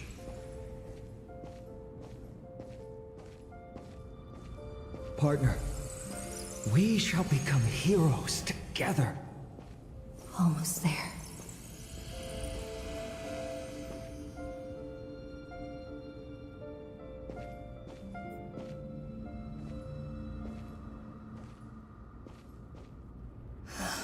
Finally.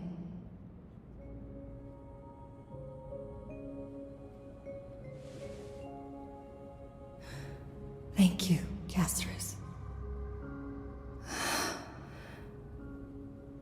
Since I've already made it to the end, maybe I can have one last glance at that sea of flowers.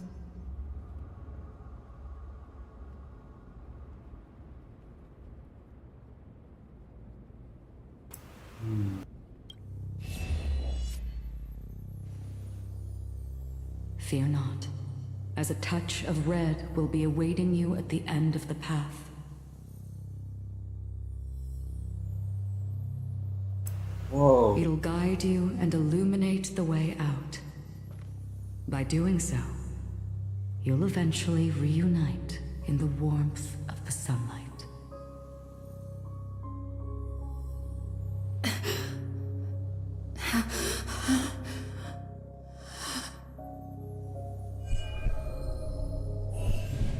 What's this? What in the world are these shadows and voices? All of this is proof that you once lived.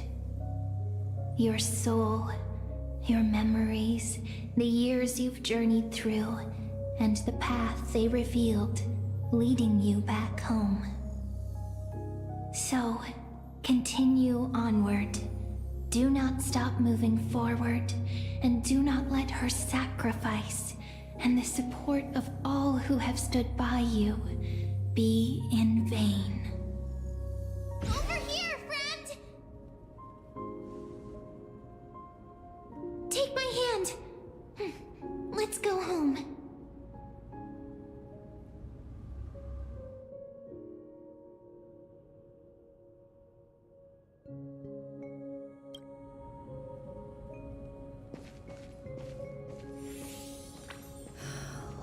trailblazing continue.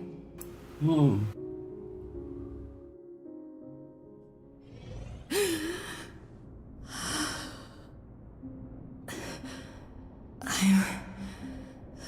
back. At last, I knew you could do it. Your soul is still perfectly whole, as if some kind of force is trying its best to keep it together. Is it Ornyx's final blessing? Or is it a miracle of your own? It's truly incredible. Such a strange surge of familiarity. So hard to describe. Perhaps it is fate, once again fulfilling its own design. Or perhaps it is the laws from beyond the sky, so familiar to you, that intertwined our fates long ago. It seems that this is the riddle which cannot be solved anytime soon. The sensation of becoming a demigod is truly wondrous. It's as if the river of souls is winding its way through the depths of my spirit, transforming with each breath into a fine rain that nourishes the world. Do you recall that prophecy? At the end of the sea of flowers, the souls of the living shall warm thy fingertips, and after an embrace, there shall be eternal separation. I promised you that I would do everything in my power to give it another meaning. Now, as I stand as a demigod and destiny draws to a close, I can finally end it in a way that is as beautiful as it deserves. The wish I once sought but could never grasp is now within reach. In this brand new world, every blooming life will lift its arms in celebration and recount the profound meaning of this very instant. Every touch, every embrace we share will never again be an ice-cold loss. They will radiate with an intense warmth, sowing love far and wide throughout the land.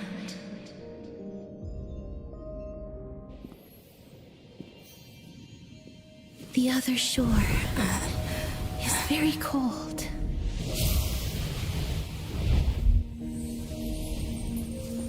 May I borrow your warmth one last time? Thank you for fulfilling this wish of mine. The place I'll be going to is what humans call the Land of Sorrows. But with this heartbeat and the residual heat of this embrace, I shall turn the nether realm into a gentle place of rest.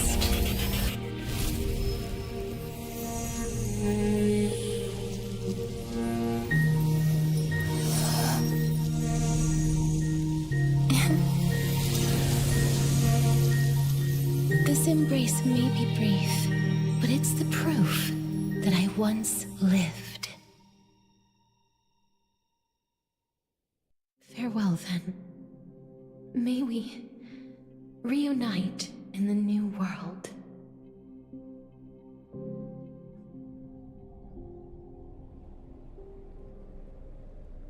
That grand and absurd performance was what you've been seeking your whole life? I gave up everything in search of truth, and it culminated in this very moment. You, on the other hand, performed as I expected.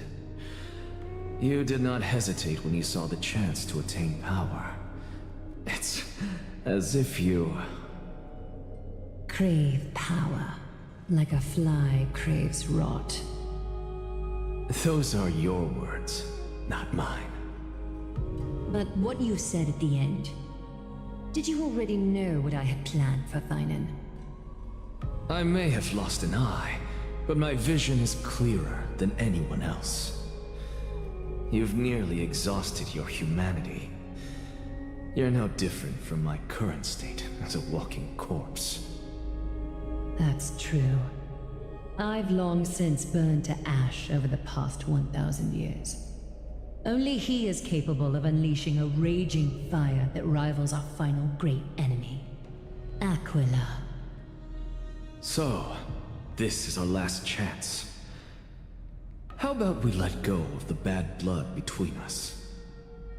May I resonate with your core flame, Aglaya? Please do. That's impossible. To persist with your soul thinned to such an extent. You're insane. Just as you fight to lug your corpse onward to complete your unfinished goals, I have my own reasons for doing this. Until Thynan grows into his position as the prophesied leader, I must continue to lead everyone on the flame chase journey. I must keep inching forward, even if only as an empty shell. I've long predicted this was the case, but I didn't think you'd already lost so much. How ironic. We would have avoided so many misunderstandings if you and I had just spoken this candidly before. But casting aside our ideological differences, there is one thing you and I agree on. Thynan. Yes. He was born to be a hero. He understands the hearts of the people, and I can confidently say he is a far better leader than you. Only he is capable of fulfilling your mission. Sadly, he is a man cursed by Nestia. But by my estimates, his horribly elaborate sense of style should not impede Era Nova. Congratulations are in order. We found common ground at the very end of our destined paths. When you put it that way, it makes me want to take back what I said. Aglaya, we're back. Come welcome our great hero reborn from the ashes. I hope he didn't hear your earlier assessment. It wouldn't be the first time I criticized him. A man should be aware of his own shortcomings.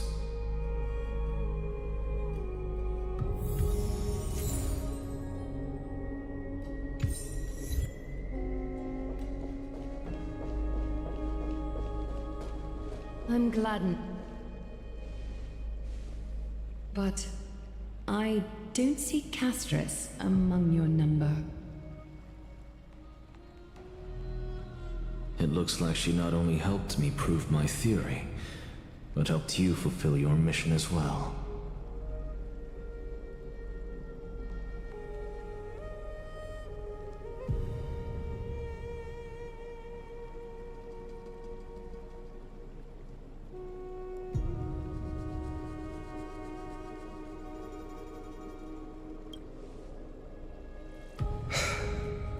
I agree. She might not have been able to change her fate, but she still wrote the final verse of her epic herself. Trinan, please recite the prophecy for us. Trailblazer, please surrender that scalding cool flame for us as well. You are the only life she ever saved by her own hand in her 1,000 years on this earth. I believe no one is more qualified for this noble task.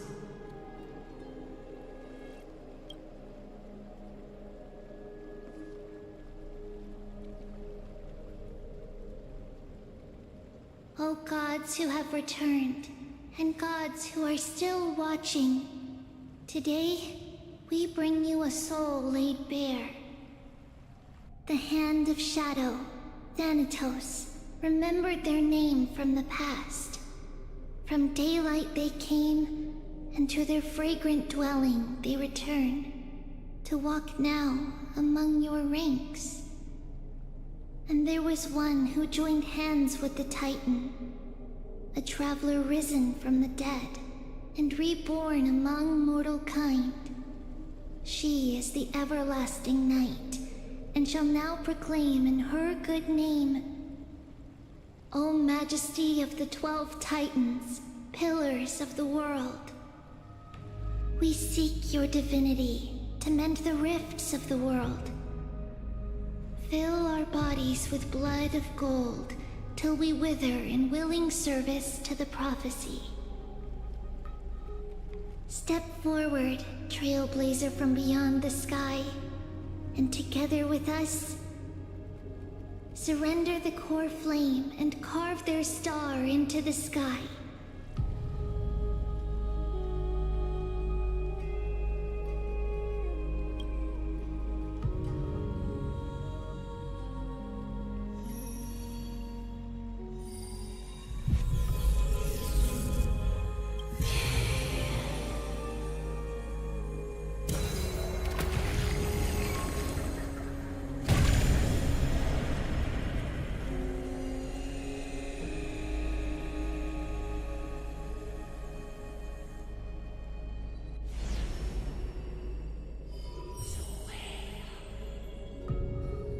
A constellation for death. For life and death, to be more precise.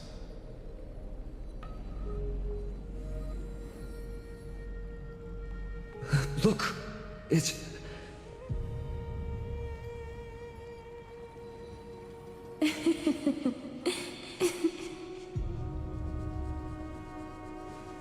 Is that Castorus? No, it's only a divine echo. I think she's here for the trial.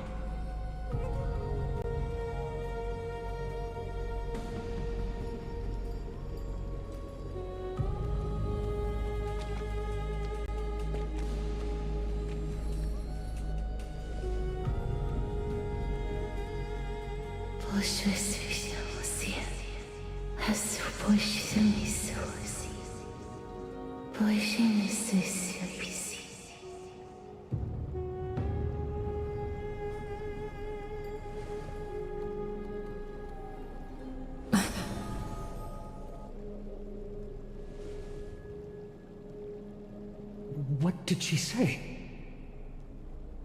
That's the language of the Titans. Castorus... No. The Titan.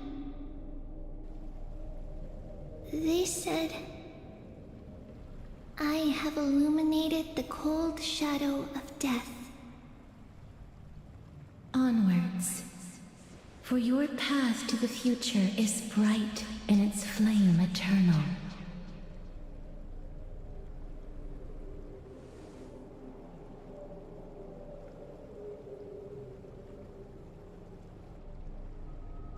Do not forget.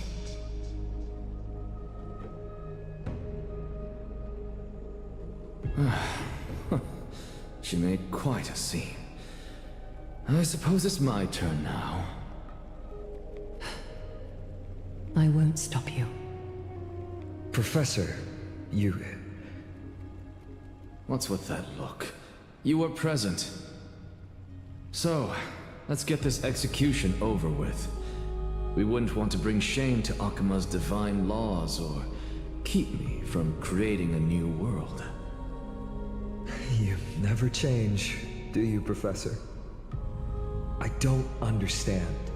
If your theory is correct, you'll lose all memories of your past life once you become a Titan. So what's the point of becoming a god? Of course there's a point. Even if I forget who I am, I'll still have my brilliant mind. It goes without saying, I'll find a way to retrieve memories of my past life. Besides, I still have you, don't I? I still don't really understand what you said during the assembly. Even if it were true, things reforged from memory could never be the same as the original anyway. Then allow me to tell you right now that you're wrong. What exactly are we? My answer is that the Chrysos heirs are the future Titans and vice versa. Of course, this answer only applies to us. So, what are we when it comes to regular mortals? The very essence of the world, our souls, are tiny invisible seeds that hold records of each person's memories of the world. And we are the buds that sprout from these seeds to grow into great trees. Is that what new sporism means? Correct. Once our physical bodies are born, we become new extensions of the world. From there, we plant our seeds into someone's memories, and then scatter them into the hearts of countless people in the future. Just as seeds are affected by their environment, so too will our appearances differ across memories. But the partial memories we carry will always be the same, because that is just how the world is. To destroy our very existence, one must destroy the world itself. But we have someone who will still live on with his perfect memory. That person is you, child of Kefali. This is what it means to be the world-bearing Titan. So, carry everything of this world and live on. Don't disappoint those most precious to you. Don't disappoint Lady Goldweaver. And especially, don't bring dishonor to my theory. Anaxa, I swear to you, I'll lead everyone to our reunion in the new world. Good. That is all I have to say. Farewell, everyone. May we meet again in the next life. Farewell, great performer. May Circes safeguard your thoughts.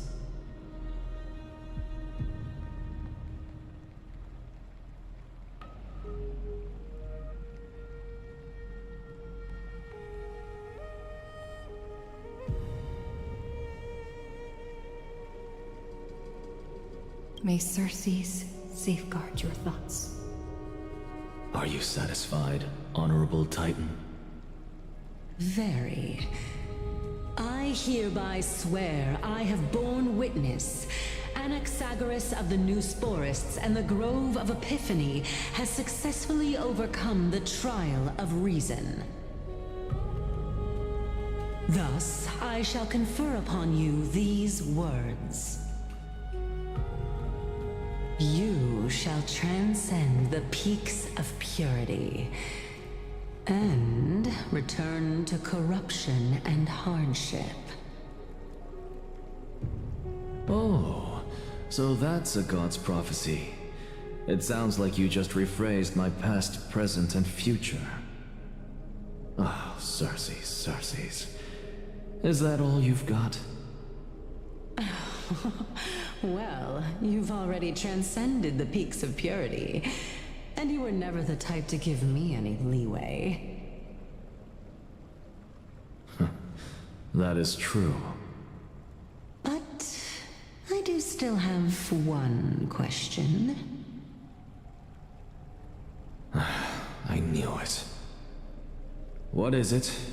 Maybe we're thinking of the same thing. As you've so boldly stated, we and the world itself live on through the memories of others. If that is the case, whose memories did the very first new spore sprout from? How should I know?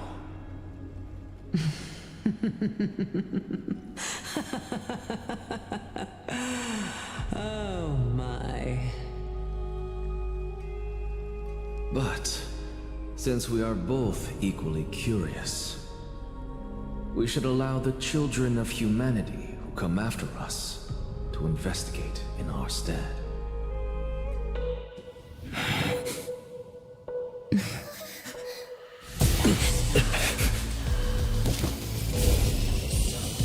Rejoice, Circes. I sow the seeds of suspicion in the new world with your soul! And now, the objective is complete. That is all.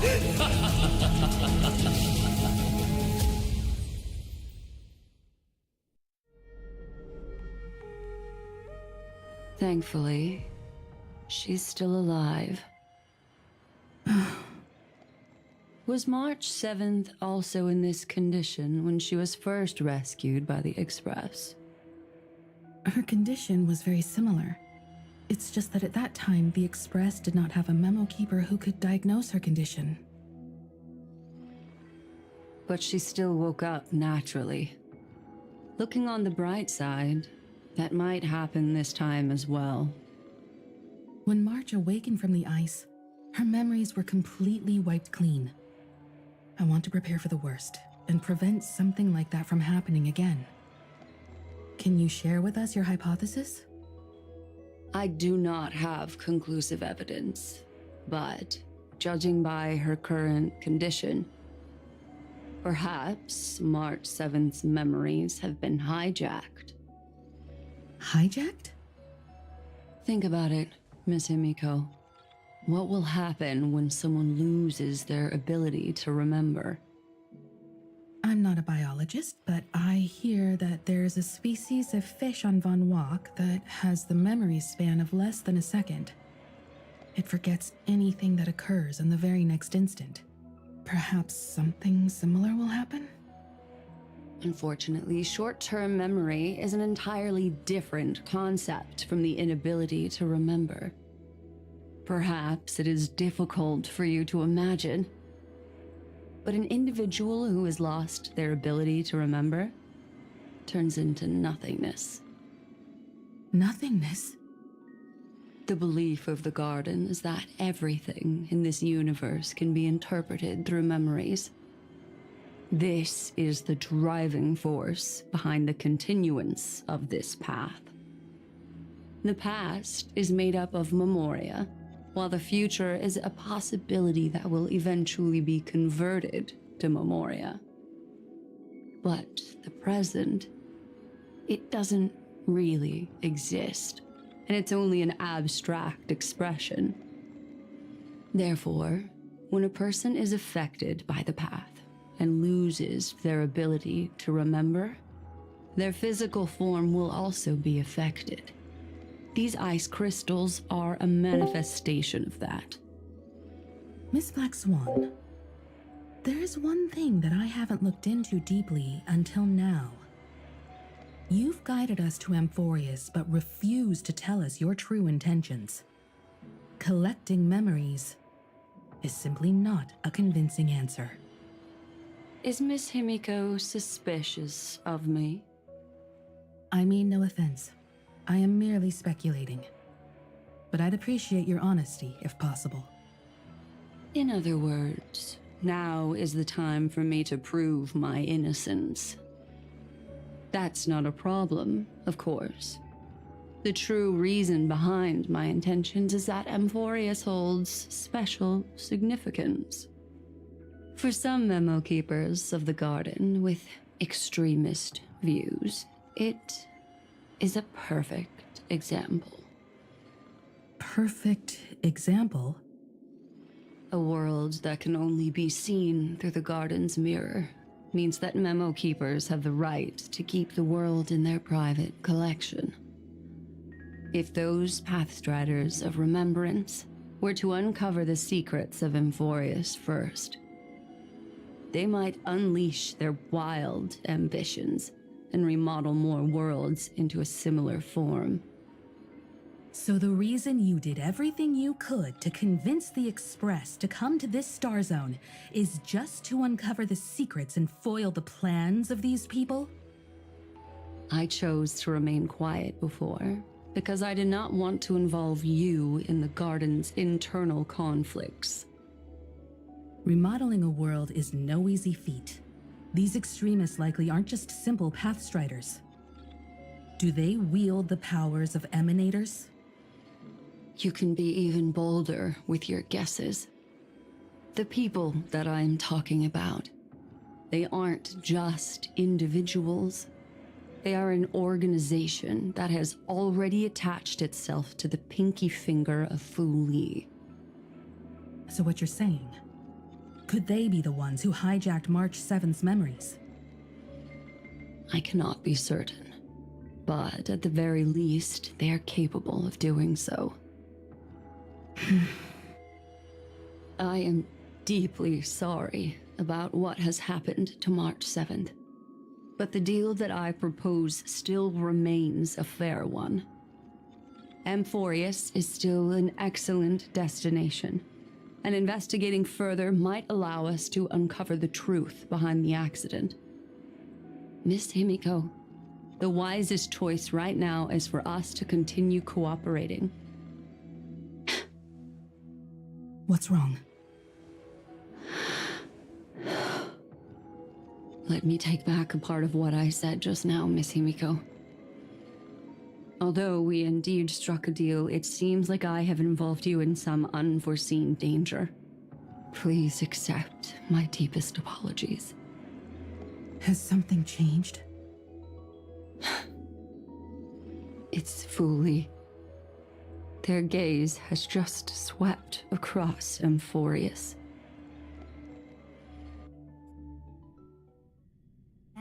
Oh, how interesting. I never expected a mere memo snatcher to be actually hiding so much inside her head. What's even more interesting is that the word Amphoreus has appeared in her subconscious. This lady seems to be having fun. Is she usually like this? It's, hard to explain. What are you two whispering about? Has it not occurred to you that I can hear everything clearly? Please, pardon me, Madam Herta.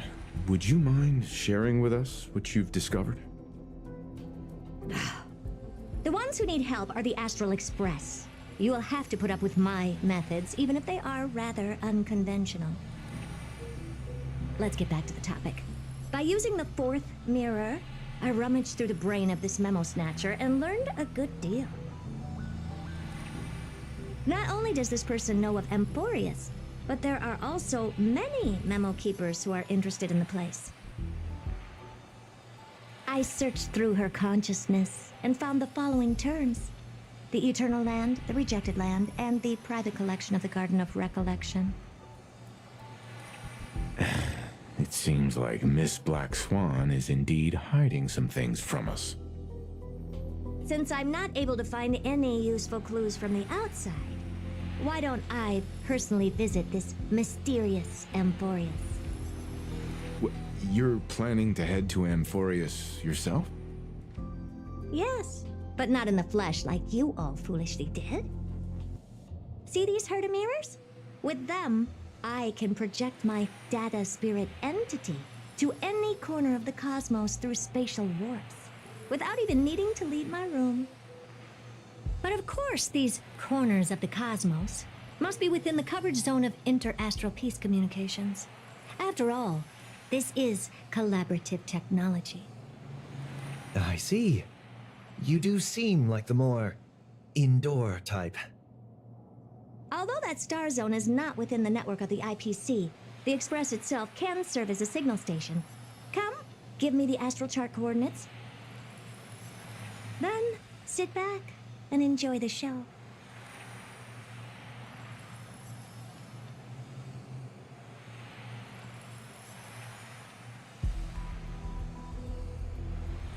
All right, now that everything is ready, mirrors, get to work.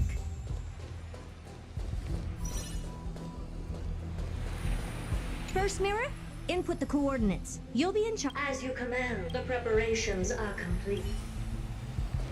Second mirror, prepare for the thought refraction. There's still some distance from the astral. This time, raise the... Okay, I won't fail them.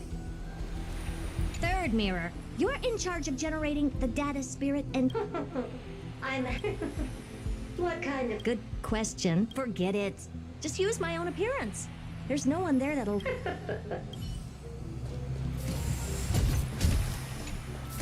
Preparation of the data spirit entity complete. Thought refraction at max power. Excellent. The first mirror. Let's get going. Have a safe trip, Madam Herta. May your journey yield good results. Coordinates input. Spatial warp countdown. Warp activated. Oh! So that's Amphoreus? Its appearance is... well, sure is unique. Second mirror. Prepare for thought refraction. It's time to send me in.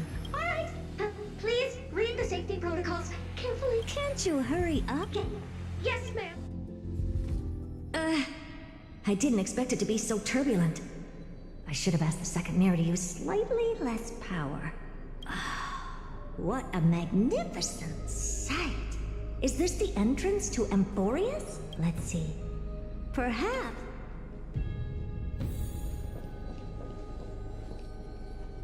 What's this?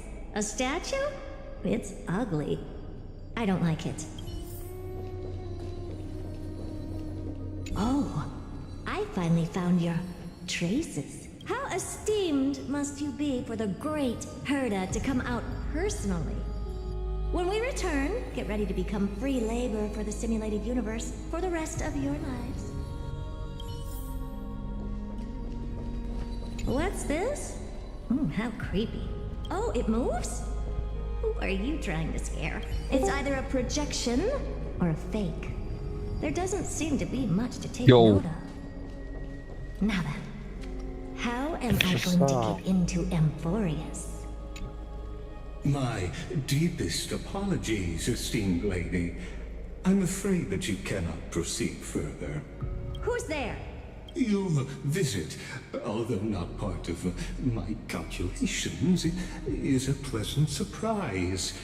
It's a pity that the preparations are not yet in place to receive you with the hospitality that someone of your status deserves. Are you not going to answer my question?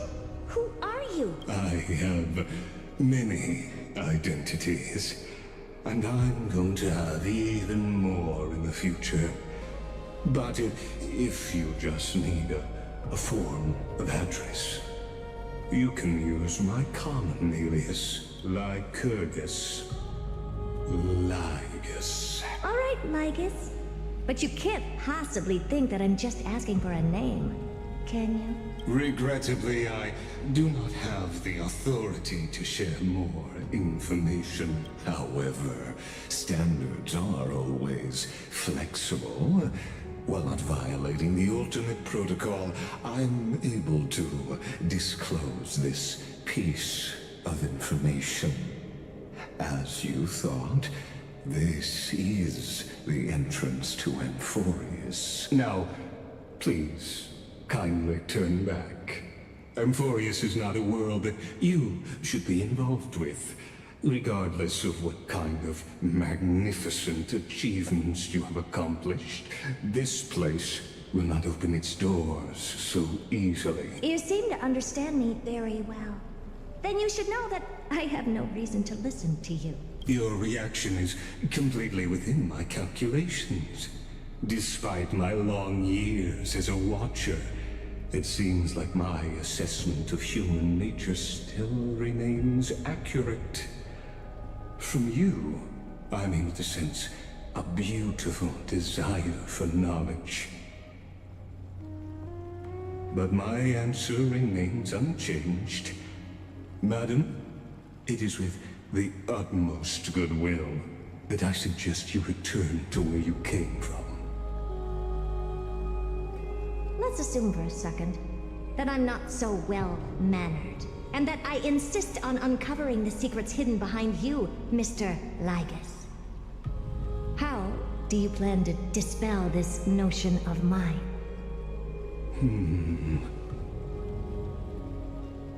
Within the scope of the Ultimate Protocol, there are 178,244 logic chains at my disposal to convince you. After filtering through them, I have determined that I only require 3 to attain the results that I desire. Oh? I'm all ears. First, for reasons that cannot be disclosed, Amphoreus is a completely isolated celestial body. Apart from me, no one else will be able to help you enter. That's not a good argument.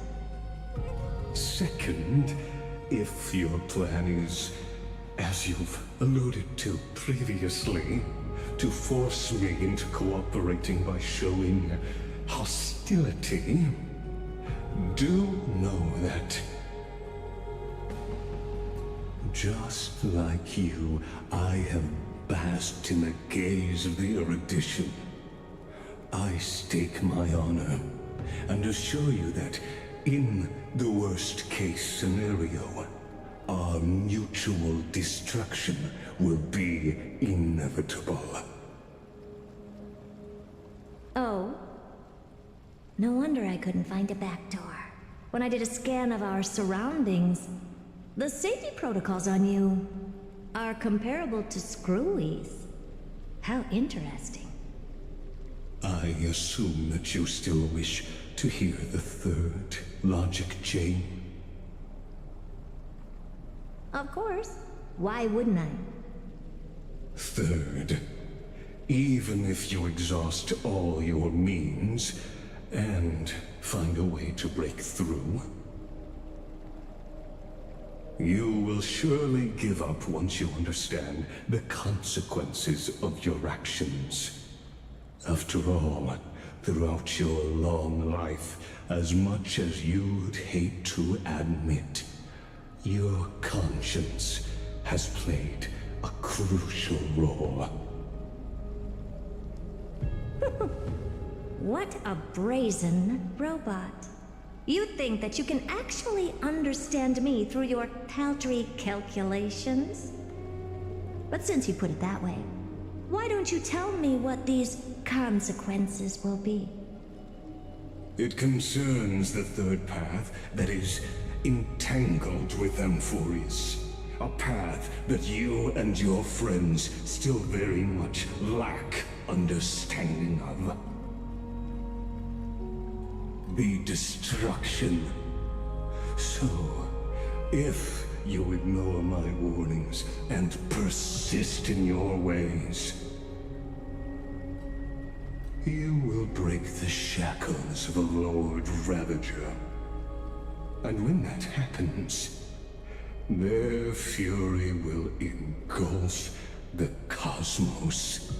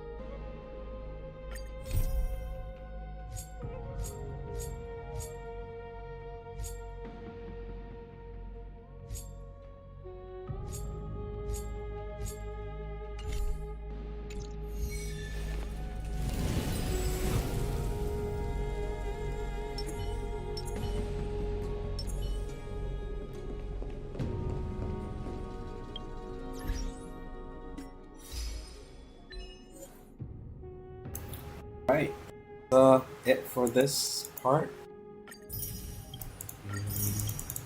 Finish this patch's story. It was good. I liked it a lot. Wow, it was good. Castress is gone. We're moving forward. Got to meet new people. It was awesome. It's really sad, but I liked it. No wonder people like this section. The thing is, it's so long. But yeah. Okay, until next time.